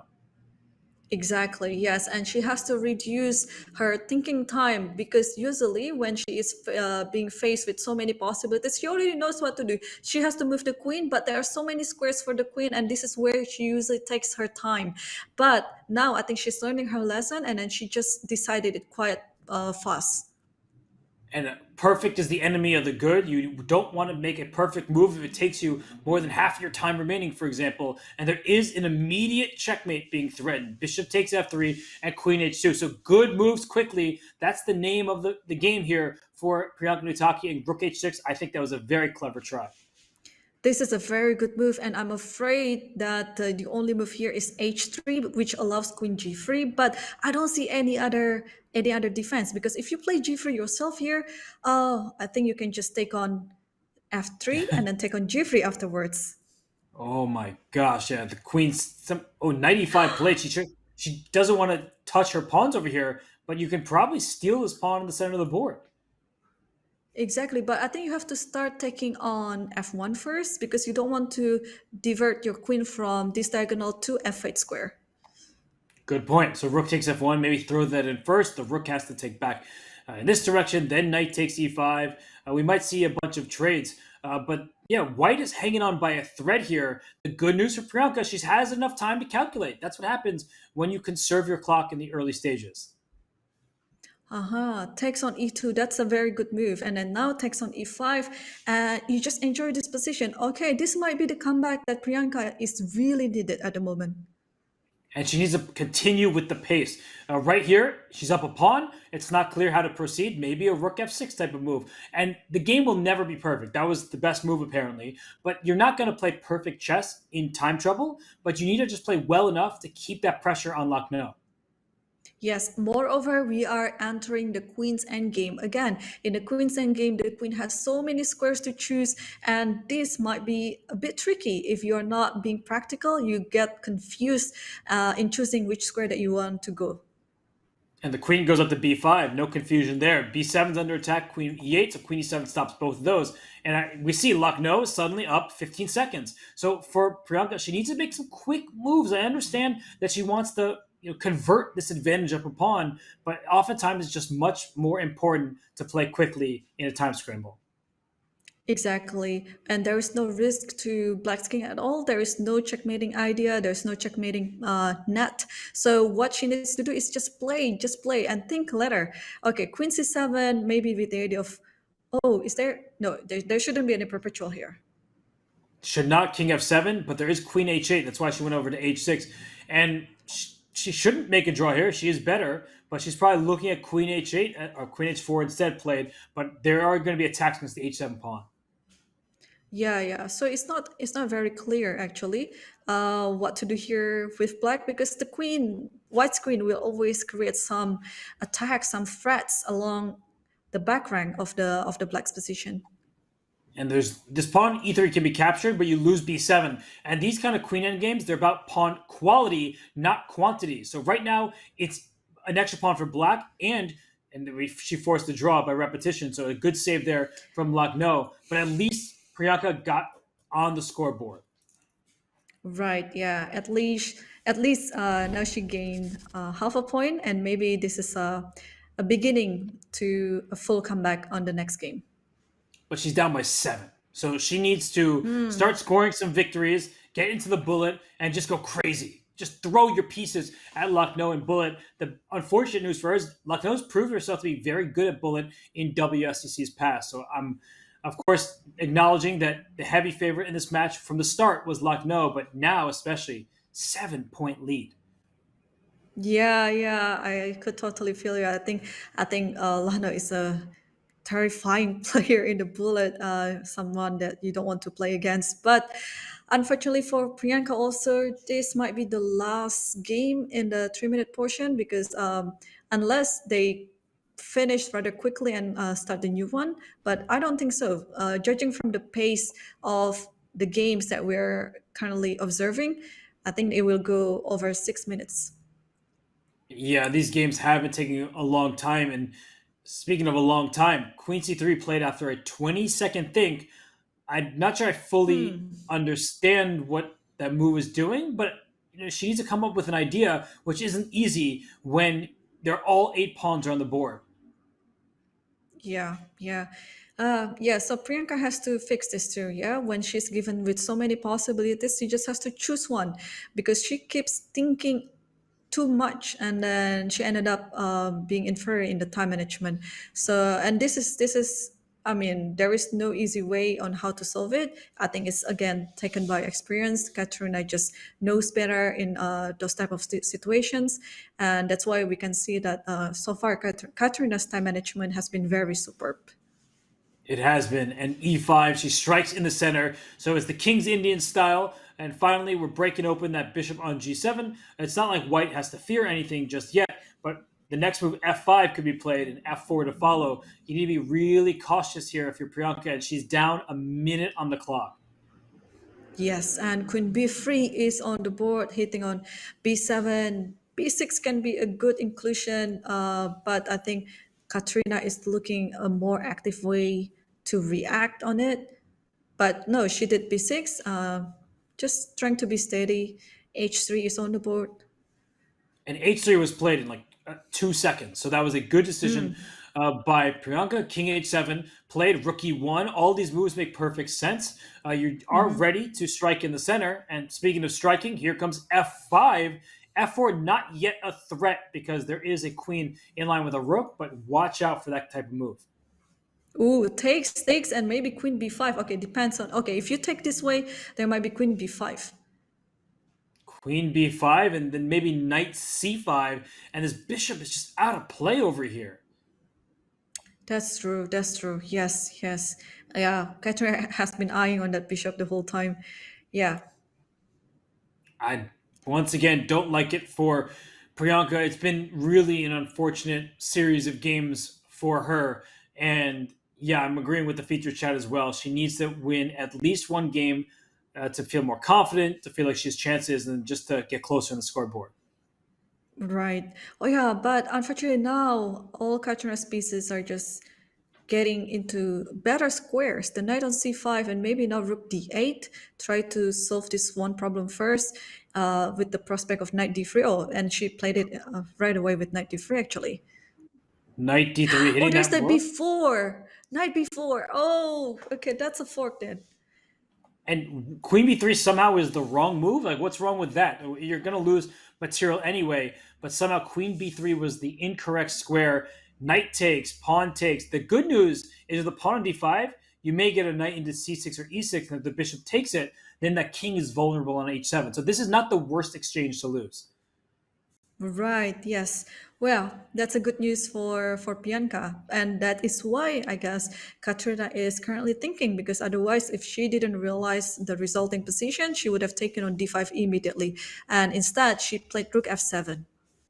And now a move like rook b5 might be an option here, just to save your rook and try to sacrifice it for the knight. It's played. It's a question mark, but you sometimes get lucky and you may make a mistake along the way, but you need to keep time on your clock because a perfect position won't be won if you don't have time to execute it. Exactly, yes. And with 1 minute and 20 seconds on the clock, again, now Kateryna played rook d8. This is quite a technical move. You just want to double up your rooks on the d file, not to give any weakness in your position. Everything is protected. But now Kateryna has to solve this problem first. The knight moved to d3, a very good outpost for the knight. This knight on d3 is the best piece on the board right now. The rook on b5 is awkward. Maybe rook d5 can be played, but c5 is not out of the question either because the b2 pawn will be targeted, though that does weaken b6. It's a committal choice. Right, hang on. Isn't this losing the bishop right away? Takes on the rook, takes on the bishop, and play f4. Oh, good find by you. I think that it's hard to play a move like bishop takes d4 because you're worried about your king safety, but you're 100% correct. And I'm looking at the clock, and knight c6 played a great find with 10 seconds remaining. Rook takes d5, pawn takes. That knight has finally found a happy place. Yes, now at least the knight on c6 is compensating the knight on d3. Now Priyanka has to, wow, h4. So she realized that this bishop could be trapped at some point. Queen f7, a good find by Lagno, and h5, try to exploit the king. But unfortunately, the number of pieces are heavily reduced. There is no attack or anything for Kateryna, and Kateryna won on time. Wow, and the position was good for Kateryna. She took one pawn, she was going to take a second, but for Priyanka, it just feels like it's been that kind of day. A great start, 2 wins in a row. You're starting to feel a little bit confident. You might have some chances, and since then, it's been all Kateryna. Yes, we see another French defense here. I was hoping to see, usually, all these Indian youngsters, even the girls, one of their main or first openings are Sicilian Naidov. I know it's not like a beginner opening. Of course, it's one of the hardest and biggest openings, and this is actually what all these Indian youngsters are doing. I'm just a bit surprised with Priyanka's repertoire. I believe she's also a Sicilian player, but I don't know why she doesn't play it at this stage. She has been all French, but I'd love to see if there is any Sicilian happening on the board. Maybe she'll pull that one out of the bag for the bullet, but her French, I feel like the opening hasn't been the problem for her. She's had many good positions. She's outplayed Kateryna sometimes, but there's just these critical mistakes and her time consumption. Those are the two things that have been plaguing her. But at the opening, I actually believe that she's done quite nicely with the black pieces. Right. Yes, I think so too. Maybe opening is not her weakness, but I think it would be also better if she changes the opening and then start off with a clean slate, like a clean mind, because now Kateryna is also gaining her understanding in this French defense by Priyanka, and maybe a new opening will also make some confusion to Kateryna. You never know. But yeah, time management is a more deeper issue than the opening.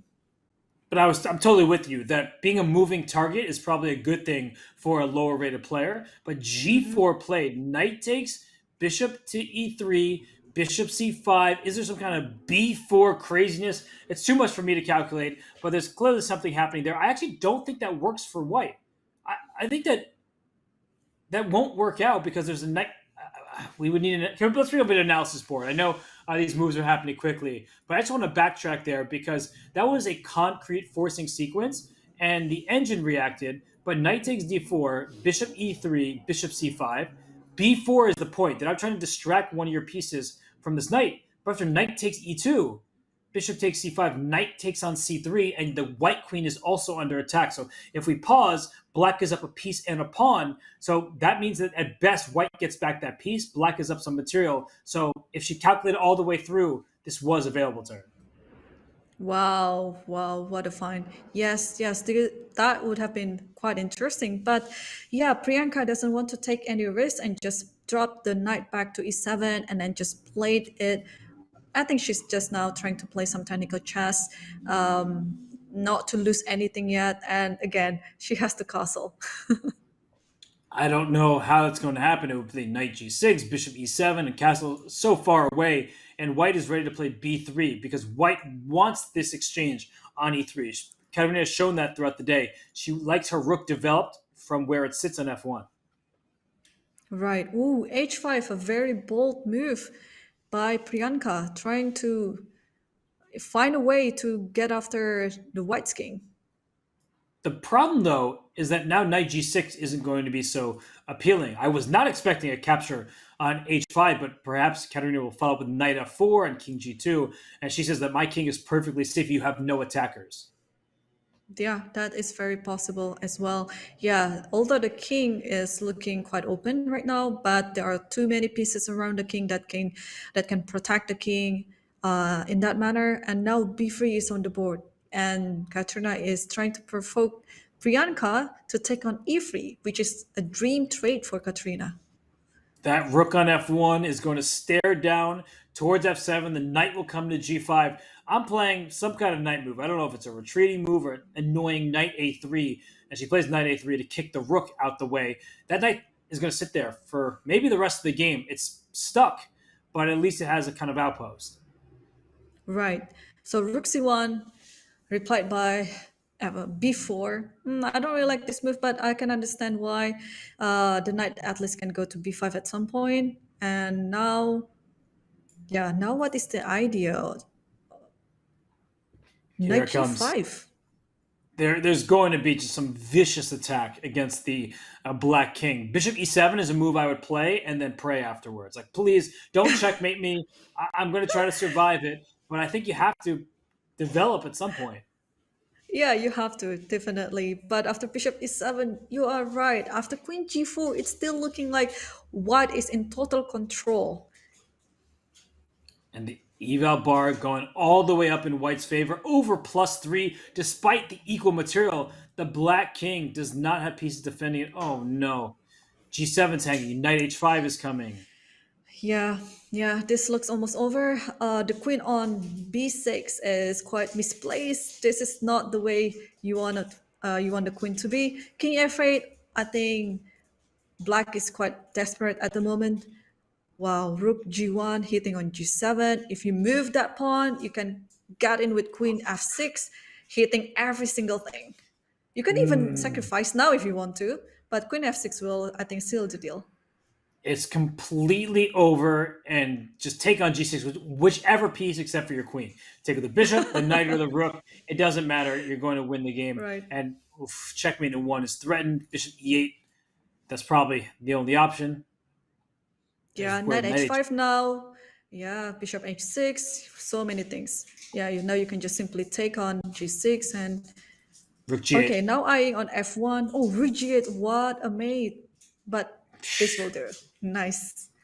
Nice game by Kateryna Lagno. Okay, we hope that Priyanka could make a comeback on the bullet section because she is really, really in a must-win situation. She got only half a point in the 3+1 portion and no win at all. So yeah, hopefully she can find her calmness and her spirit back towards the next stage.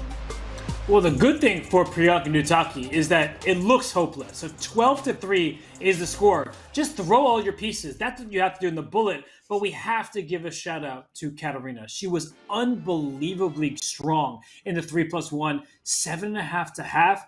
Irene, that is just absurd.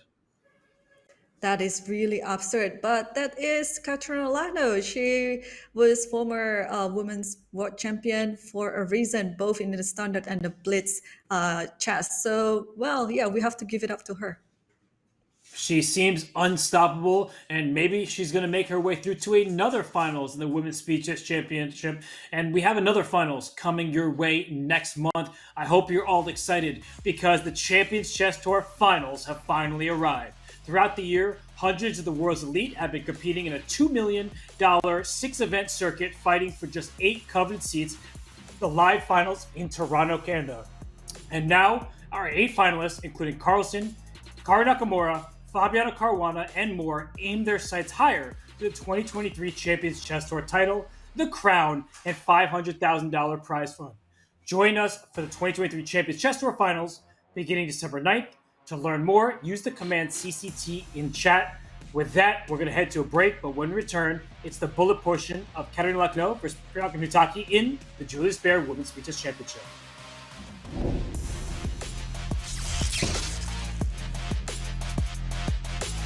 Anyone who has played even a small amount of chess, especially online, is familiar with the concept of an opening trap. We've all fallen for one at some point or another. In many cases, a failed opening trap will leave you with a terrible position, but not always. We've compiled 10 opening traps that are not only guaranteed to work, but if your opponent doesn't fall for them exactly, you'll still have a decent position. Number 2, Legal's Mate. This opening trap, if your opponent cooperates, can lead to one of the most beautiful and famous checkmates in chess. Named after Sire de Legal, it dates back all the way to the 18th century. It occurs in an Italian game, and in this position we play knight c3. Black might play bishop g4, pinning the knight to white's queen, and we can play h3, forcing black to make a decision about the light-squared bishop. If they retreat with bishop h5, this allows the brilliant knight takes e5, where a free queen is offered. If black takes the bait and grabs the queen, can you spot the famous mate in 2? That's right. Bishop takes f7, king e7, which is forced, knight d5 mate. So, if our opponent does not take the queen bait, is this a dubious position? Not at all. Black's best response is knight takes e5, allowing white to win the light-squared bishop with queen takes h5, and after black takes the bishop on c4, white can win the piece right back with a queen check on b5, picking up the knight on the following turn no matter what black's response is. White is up a pawn with control of the center, a great place to be out of the opening.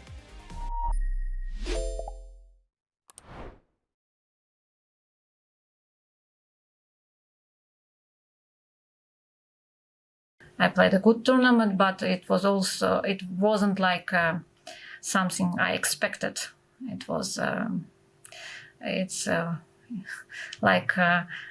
I enjoyed it a lot, but still to be in the final and to win it, it's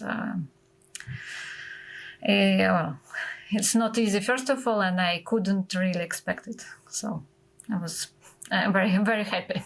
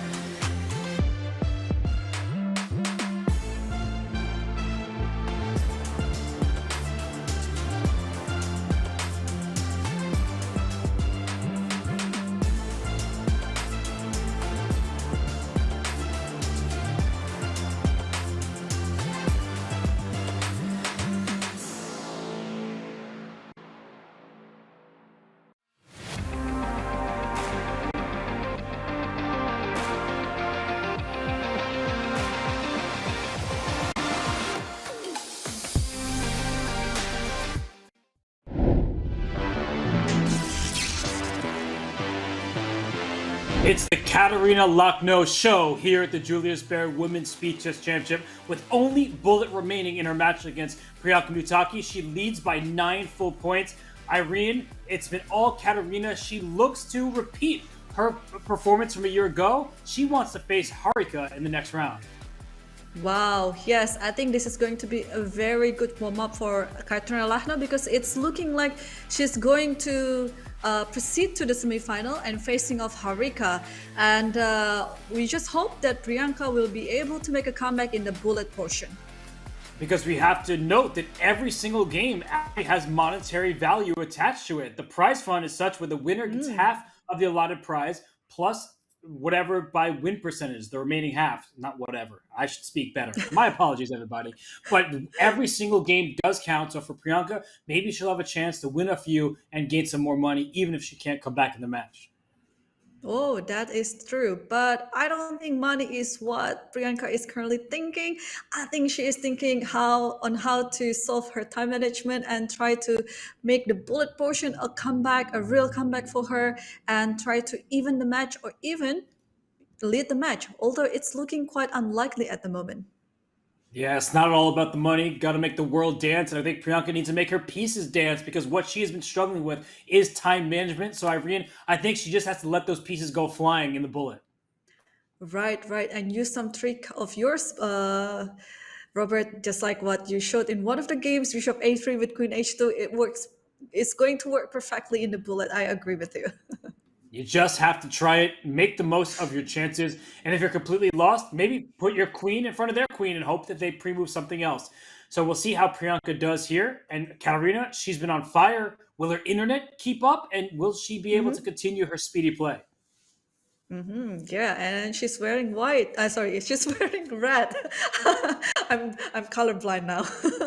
So red means like she's going to go for all the fights. And wow, yeah. We'll see. So they already started, Robert. So the first move, d4, knight f6 is on the board. Now they're finding their way. Maybe King's Indian is going to appear again on the board. And Priyanka somehow down 7 seconds to start. So maybe she didn't realize that the game was beginning. But she has a normal setup thus far. She needs to keep up the pace, and she's doing a good job thus far. Right, right. So this looks like, I thought it was kind of like some London with the g6 and bishop g7. I think Daniel would have been very happy if somehow Priyanka played the job of a London, but it's turned out to something that still London type position, but now e5. The much needed break for black. You see the pieces are coming to life, but white is very solid here. And at some point you throw, and that point is now, a5 to be played, opening up that rook on its starting square. Right, rook d8. I mean, if you ask me, I really like black's position here. It looks more, it has more space to the pieces. Bishop c6 hitting the queen. Where does the queen go? Queen c2 back. And now, what is black trying to do? Maybe some break, but there's no break yet. But I'm looking at the same break that you are. I really want to play d4. Not sure it works out, and neither is Kateryna Lagno. And bishop b7 back. So this queen gained a tempo by going to c2. The rook comes to d1. Any moment, a takes b6 could be an idea opening the a file. Right, yeah, and that rook cannot move yet because, like you mentioned, if rook moves, then a b, rook a7. Now Priyanka decided to just close the a file, a6, bishop c8, and that bishop might hit on f5, and Kateryna just did it. The queen is under attack. The queen should move out the way. Maybe queen a4. That's one idea, but you need to figure out what you're threatening in this position. Queen b3 does attack the d5 pawn, but also may invite knight a5 with tempo. These decisions are not easy. Queen e2, and now maybe it's time for, I was about to say, the rook on a to move. So this exchange is apparently a bad decision, as Engine says. No, there was one crazy tactic that was available to white, and that's why knight e5 was bad, but I only realized it because the engine reacted. The player's knight d4, I think, was available, some kind of craziness. But this still looks promising for white. There's a bishop that's just like hiding out on b7, and black needs to be worried about this d5 pawn. Exactly, but that bishop, even though it's having a very good outpost on b7, well, it's hitting on d5, But I still like Black's position because, oh, the break of e4. This is such a nice break. This is something that Priyanka was aiming to do. Yeah, we liked Black's position until e4 happened, and now suddenly White has the upper hand. The bishop on b7 is just a boss piece back there, and now start trading off some pieces. Queen f3 given a question mark, and Black also given a question, an X, which usually marks the spot. Okay, rook d2. I don't really like that move. I would have played rook e5 maybe, and then go forward with all my rooks. Now king g2. Okay, Priyanka is down to 5 seconds. She has to play faster now. They both are in time trouble, so they're going to make mistakes. The queen comes in, the queen goes back to f2. Queen d4, not available. That's a check to your king. But Black is trying to hold on here. Priyanka needs to play for a win. No draws here. Yeah, okay, it's draw by repetition, maybe because Priyanka doesn't see the concrete follow-up in that position. Okay, second game of the bullet portion. And for Priyanka, it goes to show that there might be some work in the bullet portion, which will help her in blitz as well. But she played a nice game there. She took control by getting her bishop into enemy territory. And it's Kateryna on the clock. All the moves just appeared at once. That took a moment. Yeah, and we are seeing another French defense, and I think the same method that Kateryna has employed in her game before. Oh, okay. Suddenly we got into a different position now. Bishop g5. I think we see this position already before, but the queen moved to f7 before. Now it moved to f8. I don't know whether it's a better decision. Yeah, these games have not gone well for Priyanka, so I think she just needs to scrap her French, go to some Sicilian or something like that. And Kateryna, she's attacking. The king is in the center, so that's why White wants to open up the position. Right. Yes, this always the theme of this match. Yeah, the king was always in the center, and then it is a question on how you break open the center and try to target the king. And the eval bar is sky high. There might be some sacrifices for a rook for a bishop along the d file. You probably don't even need to do that, but that likely is going to. Oh gosh, this just hurts. Can't castle.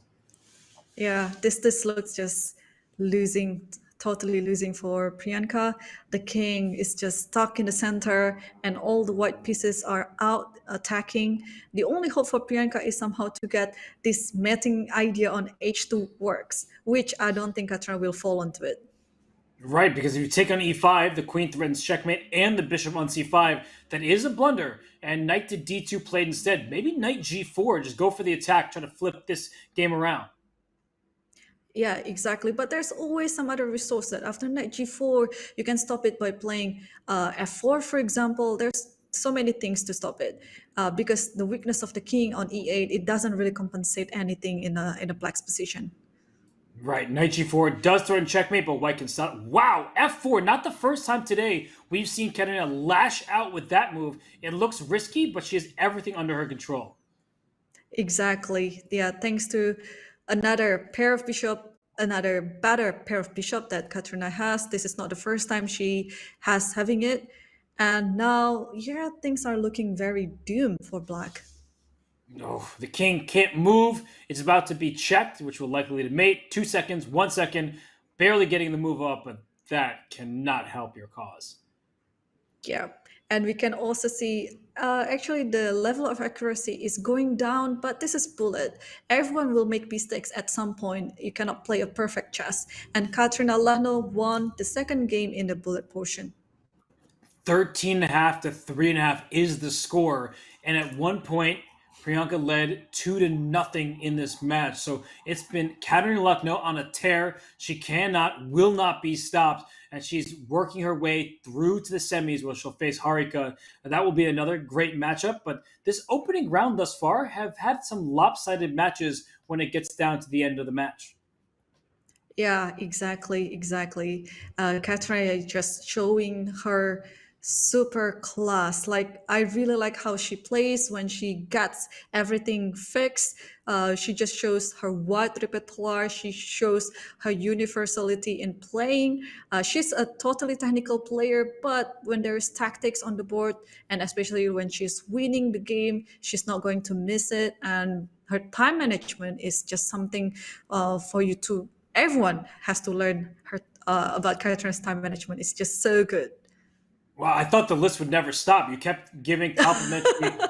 No, you're spitting facts. Like it's true. She's ever since the beginning when she had shaky internet and shaky play, she's really been an unstoppable force. So in this position with the black pieces, she's up 10 seconds. She has a nice looking, healthy center here. The knight on the rim isn't particularly dim. It kicked the queen back. I love this for black. Yes, yes, black's looking very solid. The pawn in the center usually is quite weak, but in this case, it's looking very, very solid. And before, I think this is the needed break. I know that the computer doesn't really like it, but you have to play something like this for Priyanka. You cannot just play some quiet move and wait for your opponent to attack you. And by sacrificing a pawn, you've carved out the d4 square for your knight. This knight may go to b5 at some moment, but that knight on the rim is no longer there. It's on c4. Black is up a healthy pawn, no risk in the position, and up nearly 20 seconds. Yes, yes, time management again. But it's hard. It's hard. When you're playing bullet, it's hard.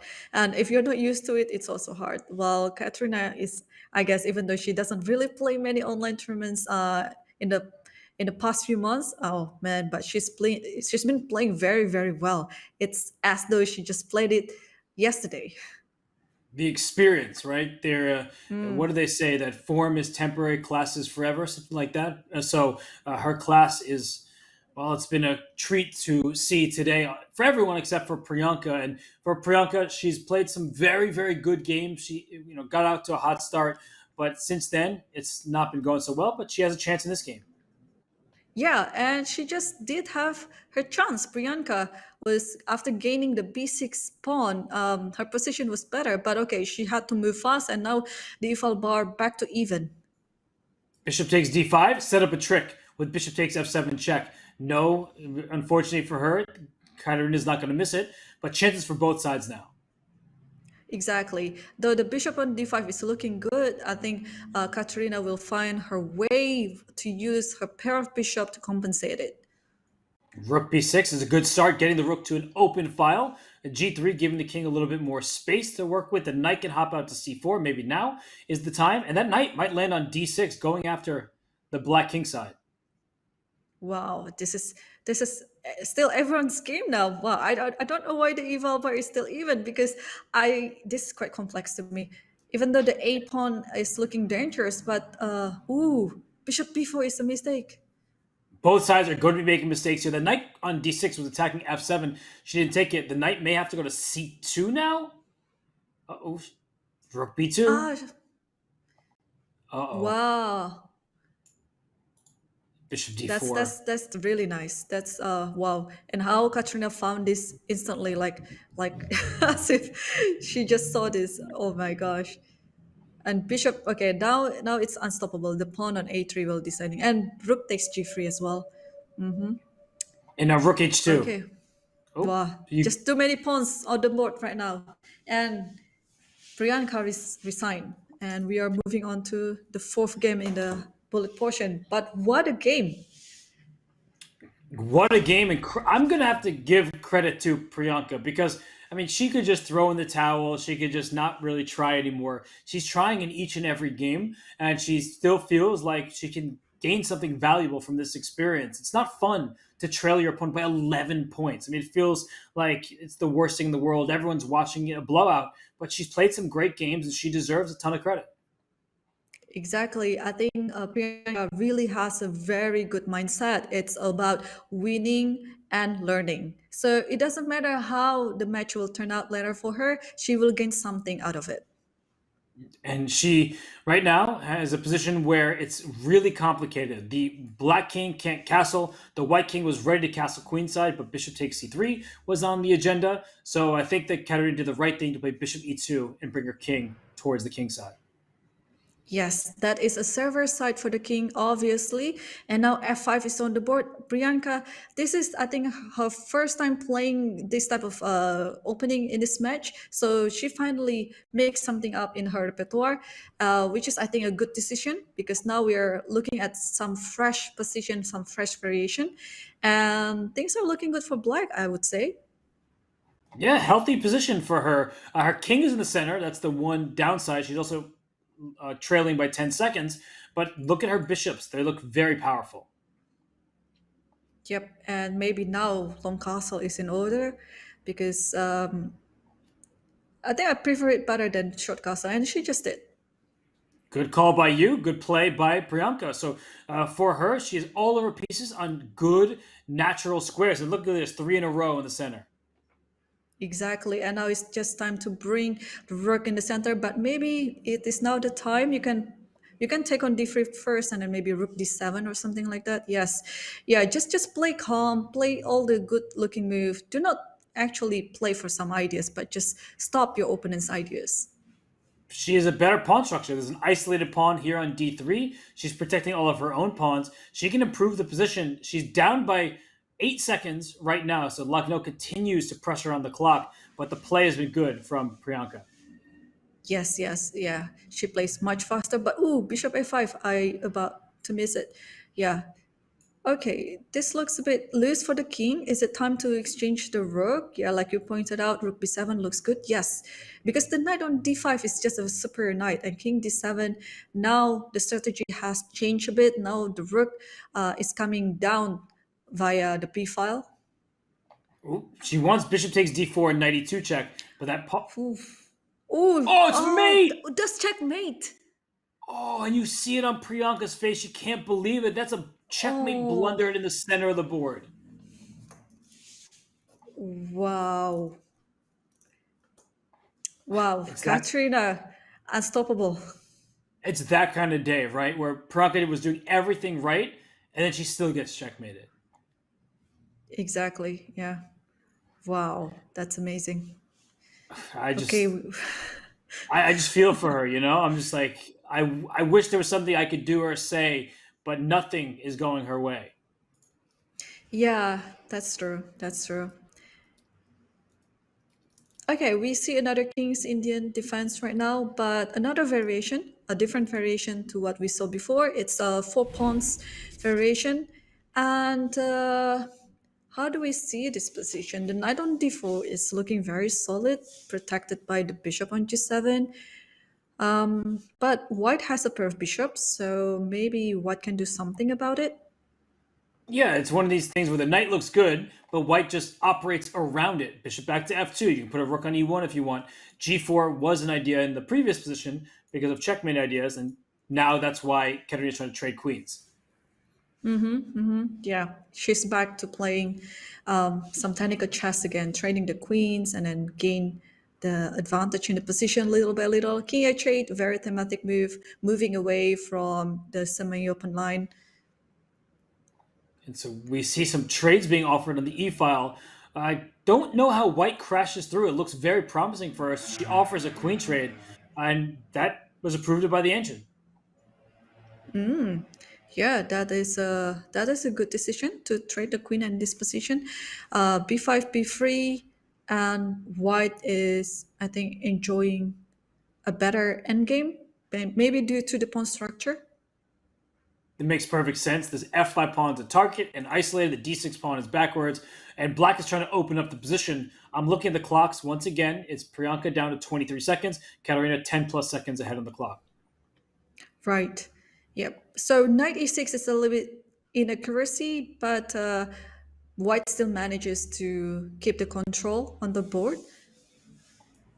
Wow, I thought she was going to take this b5 pawn. Instead, she was b4, trying to loosen up the control of the d4 square, but that gives a question mark from the engine. Right. But knight e6 is not a good reply by Kateryna because the pawn on b5 falls. So it's a clear extra pawn for white at this stage. No risk in the position that I see, but black is a little bit ahead on the clock and will try to use the dark squares to her advantage. Yes, exactly. If only white could use the 7 rank with both of her major pieces, it could be a deadly threat toward the black's king. So king h7. Oh, is c5 hanging? It Oh, you looks like can it to me. Yeah, c5 is hanging. Don't And you cannot blunder take on queen d4. Yeah, just don't blunder that one. But you can play queen d5 now with the idea of giving a mate on g8. And Well, now I didn't you're even see attacking both. It's checkmate. Queen g8 checkmate. Oh, finally Priyanka won. And Kateryna didn't see that coming at all.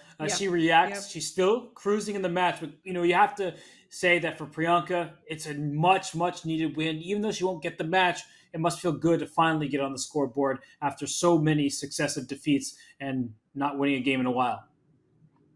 Right, yes. And we see some moves on the board. Whoa. So it's a What? Nimzovich defense. Yeah, what was that? Knight c6 on move two. So now she's playing in a creative fashion.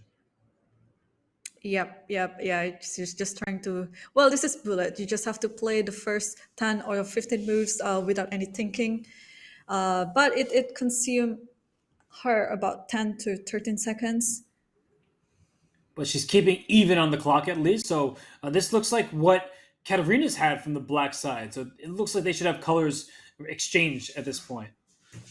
Yes, but this looks like a better version. Now the bishop is on c2 compared to what it was on e2, and now the bishop is already hitting towards the h7. So black has to be careful not to move the knight. And f5 becomes a threat with f6 after. You can throw that pawn forward and go after the black king. And rook e8, a calm reply from Priyanka there.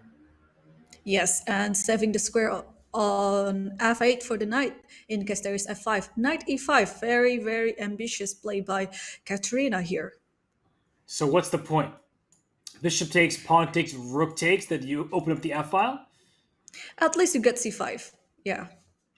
I didn't even look in that direction. So you have better eyes than me. I do wear glasses for a reason, but this looks looking very promising for white. Okay. Well, now the position is, I think, okay, much better for white for many good reasons. Better center, better pawn. Better pieces activity. This pair of bishops are killing, and the rook on h5 looks like a bit misplaced. And queen h4, she's going for. So what about misplaced? I'm going for a checkmate over here. And taking bishop h3. You have to find this. Oh, I see. Wow, that rook on h5 proven to be useful. Yeah, she was going for a kill. I think the last game that she won, it boosts her confidence. She's playing so much better right now, and she's keeping better pace on the clock. She's shutting down her opponent's ideas, and she's playing much more loose chess. So she just is allowing herself to be adventurous. Exactly. Yes, yes. I like this version of Priyanka much better than what she was in the two previous stages of the match. F5, exclamation mark. Very good move. And after bishop f4, there's a better move than rook e6. Ah, Rook e4 was a better move because now you have rook d4, right? Yeah. that's right.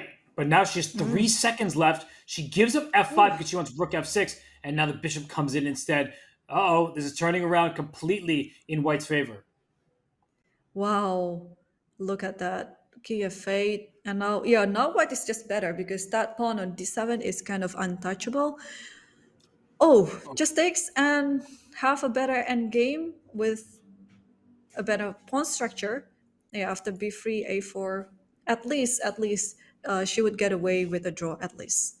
Yeah, great play, honestly, by both of them. Bishop takes b7 was a nice find from Kateryna, and then able to play into this endgame for Priyanka. She knows that it should be a draw with best play. She's also speeding up, so she is earning herself what should be a half point if she doesn't blunder. Yep, She blundered. yep. She blundered, yeah, and now it's a passive rook on c6, and Kateryna should be able to find her way around on how to win this endgame. And yeah, g6 is the next target. And what Priyanka needed to do was take that h pawn while she could, bring her rook back to passive defense, because now she has passive defense and she's down a pawn. And you see what Kateryna is doing. She's just going back with her king over here, and then she'll be able to push her pawn. Right, yes, they should be. She should be able to play this endgame by hand. You don't need any rocket science to win this. And yes, Kateryna won another game, but it was such a good game by Priyanka, though. I mean, she had her chances to win that game. She just slipped when she went rook e6 rather than rook e4. And chess can be brutal and evil like that. You play such a nice game, and then you make one little mistake, and suddenly Yeah. the game turns the other way. Yes, and now we see an Italian game on the board for the first time on their match. So they're switching up opening. I think Priyanka, if she could do this match all over again, now that she has some experience, she would have switched openings earlier because it's working out much better for her. Yes, yes.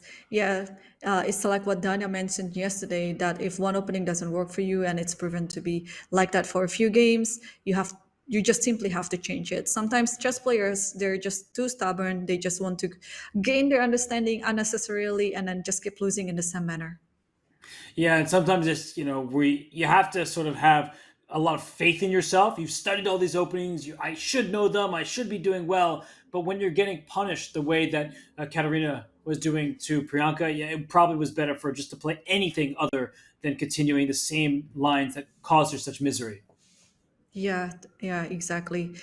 Yes. So this position is white is standing better. That d5 pawn move was a bit too early, but I mean this is still pretty much. Ooh, hang on. f5 was a blunder. I think knight h4 was probably the correct response after f5, but it was getting sharp. Still a sharp position. I prefer white because black's king is typically less safe. And Kateryna, she's experienced, but the king is a little bit open. Right, right. Yes. But okay, Priyanka, she has to start playing now. She has been spending, I don't know, almost 10 seconds for the next move. Can't afford it, and it was a bad move, right? That's what we're often told, that these great players, when they think, they often actually make worse moves than if they had played instantly.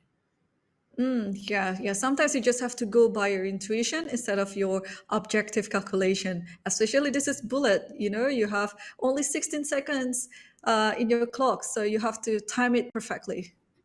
And queen e2 back, that knight on c4 doesn't have too many squares. a3 is available to it. It looks awkward, though. And Kateryna, she's catching up on the clock, so good Wow. news for Priyanka is it's getting closer on time. Right.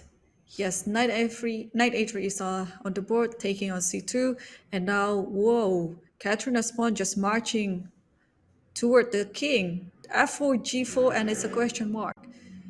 Wow. f3, can you blockade everything with rook e3? This knight is actually trapped over here, so you have to play knight f5, but that at minimum wins black a pawn. What? Oh, there was Uh-oh. no checkmate, right? I mean, I think she's worried that there might be some check along the g file and then on g2, so that's why she just sacrificed the knight. But this is just winning for black right now. I'm looking at the clock. It does give white some hope, just because if you pick up this f3 pawn, 2 pawns for the piece, she's going right after it. And I think Lagno would like to trade some pieces off, but not so easy. Yeah, it's not so easy. The knight on e5 will not trade with the bishop, so white will just keep the composure and then just try to, I don't know, just keep on hanging the thread. Yeah, just knight e2. Oh, knight. Knight e2 was missed. Okay, don't go back to g1. No, not a second time. And we see a trade, knight e5 at the end, c4 drops, and that is that. Yep. And king d6, king c5, and then you can even afford to exchange some of your piece with the pawns. Knight h6 will be, but this is a bit too much now. Right, full extra piece and pass pawns for black that are going to start rolling up the board. This is the final game of the match. That is official. And for Kateryna Lagno, it's only a question, will she win by 12 points or by 13? Yeah, you want to win big, right? Because there is a monetary reason behind it. And here she is definitely winning huge. She's winning by 13 points. You see it, 17.5 to 4.5. Kateryna Lagno, the reigning champion, she started off very poorly with 2 losses, and then she went on a rampage. She advanced to the semifinals. Irene, I don't know what else we can say besides that was an excellent display of chess. This is just beginning, Robert. She will play the semifinal and potentially play in the final. So she's just warming up. We know that Kateryna Lagno is a very experienced player. She has proven it in all of her games, how she came back from the first 2 losses. It shows a very great mentality as well. Yeah, that break came at the perfect time for her. She was able to then go on a winning streak. She proved Smarter Chess predictions right. She dominates in this match.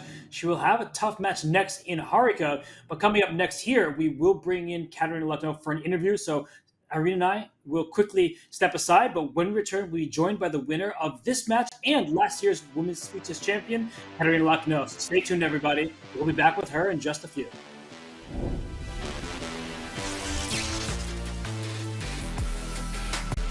Any good chess tactics book has one pattern in it that feels like it is on a completely different level than all of the other tactical patterns.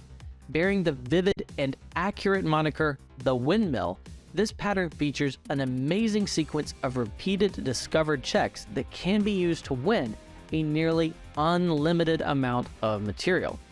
The most famous windmill is definitely the one played by Mexican prodigy Carlos Torre against former world champion Emmanuel Lasker. But Bobby Fischer's game of the century also features a windmill. Here's another one that I really like. White starts with a rook sacrifice that leads to a combination of bishop and rook checks that simply consume Black's forces.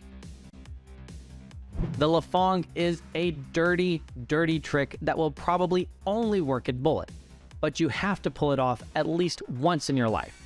When you sense that your opponent is pre-moving g6 and bishop g7 to start the game, you can play d4 and bishop h6 to try to win the bishop on g7. Shakes, guys. No one is watching.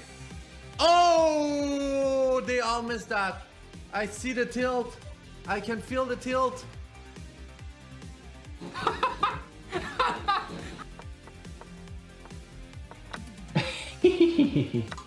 It is a high risk and high reward strategy because you are hanging your own bishop if you don't catch them in a pre-move.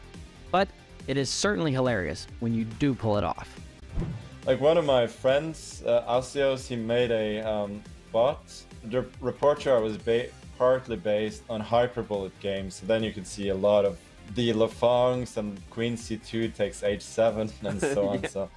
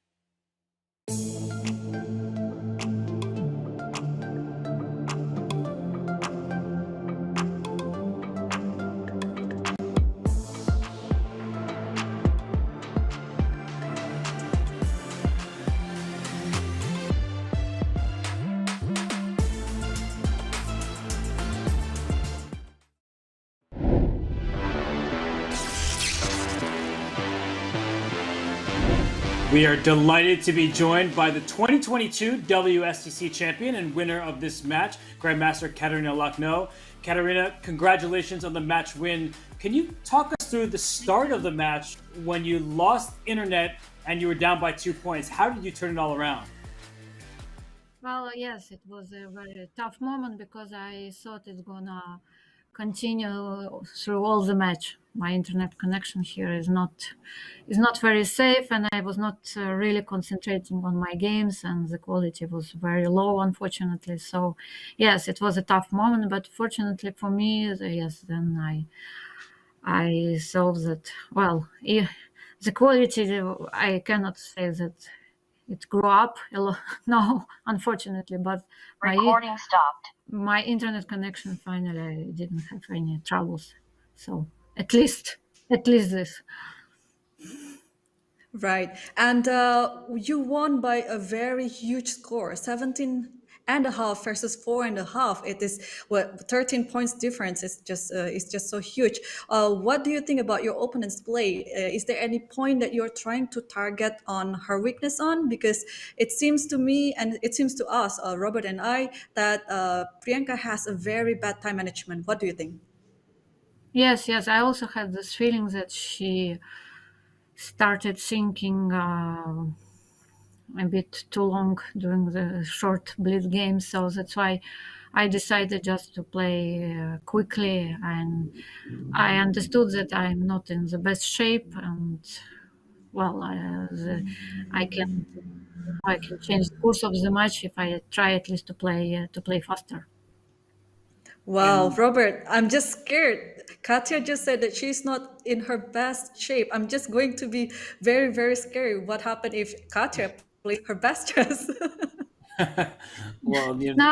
I mean, but even if you win with a big score, but you feel when you play that well, your opponent missed many chances you saw during That's the right. game also. So, yes, she could really score more points, and well, but she was very low on time, and she just couldn't find the right way. But yes, well, she could score, I don't know, at least 5 points for sure, 5 more points. And Katerina, after the internet gambit, there was that first break, and you were trailing by 2.5, 1.5. What did you do during that break? Because after it, you seemed to go on an absolute rampage, winning pretty much every game. I fixed my internet. That's all. I didn't have time anything to to check or the openings. No, I just was like uh, concentrated with my internet connection. I tried to fix it, and fortunately for me, it worked out. Well, I still had some troubles in my very first game. I think with it was I lost the connection at some point, but then it went back and well, and somehow I started winning the games. So I don't know what Right. happened. Yeah, but it was definitely a very great performance by you, Katya. And then on the semifinal, you are going to taking on Harika Dronofali. I'm sure this is your umpteenth time playing against her. Is there any specific preparation that you're going to do? Well, I will. Yes, I will try. Maybe I will try to play some blitz games because I I couldn't play before my this first match. I couldn't find the time, so I will try. Yes, because I lost the habit.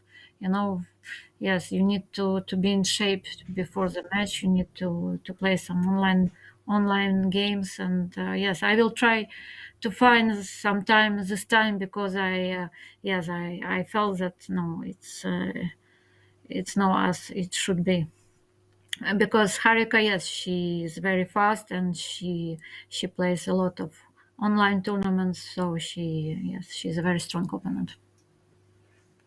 Absolutely, Katerina. She's a great opponent, as are you. And I know these matches can be very stressful. So we have a question from the chat from Derrybum asking, what do you do to decompress from tournaments or matches like this? Well, I don't know. During the match, you don't have a lot of time to to do something. You just just put some water on your face. You don't. Maybe you open your window. You take some fresh air, a little bit, some breathe. You breathe a bit. But yes, after the match, you need some time to relax. Yes, to I don't know. To I It's not easy to sleep immediately after such a match, But well, maybe to walk a bit, to calm down, and then yes, that's all what I can suggest. Just a good walk, and then I don't know, to sleep well. Right. Well, we know that your next match is going to be against Harika, but what about your next event, your next tournament? Is there anything that you already scheduled? Well, not really. I will. I'm gonna play some rapid tournaments in Moscow, but I mean a classical chess. No, I don't have anything, and I hope I'm gonna play the main tournament this year. The last main tournament is of course Rapid and Blitz World Championship. So Yep. this is very important and very interesting tournament ahead. So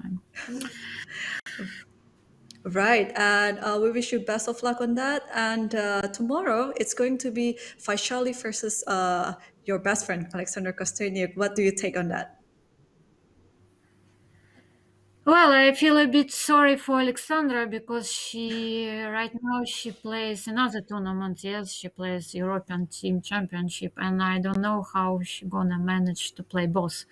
So she must be exhausted, and I feel very sorry for her. But well, I do believe she has a lot of experience, and she's a very strong player. Well, the match is really unclear, but well, of course I will support Alexandra. Sorry. Kateryna, she has such a difficult opponent in Vaishali. Is there anything you could say? I mean, have you been impressed by how Vaishali has improved so much, winning the Grand Swiss the way she did and becoming a grandmaster? You know, I wasn't so much impressed because I checked her results, her games in Qatar Open just before the tournament, Grand Swiss tournament, and I saw that she improved a lot. She played really really well, and I wasn't impressed. Well, I'm very happy for her because she's very young and looks like she can, she is just probably just the start of the road. So I wish just the best of luck, and okay, see, let's meet in Toronto. Yes. The best of luck, except when she plays you in the candidates, right? Yeah. Well, Kateryna, we know it's getting late by you, so we'll let you go. But really, congratulations on what was a great match, and we'll see you in the semifinal soon. Yes. Thanks a lot. See you guys.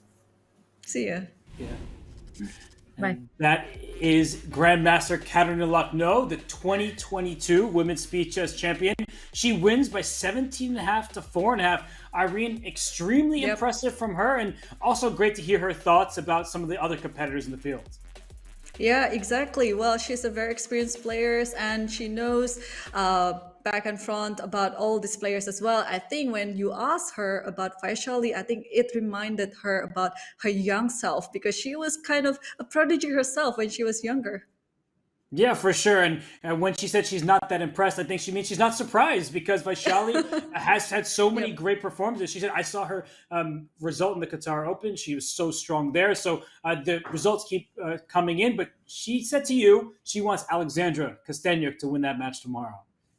Well, they've been best of friends for many years, I think, since they were in the junior years. So it's no surprise for me. But yeah, Vaishali's great performance, great results recently in the Qatar Masters Open and also in the Grand Swiss.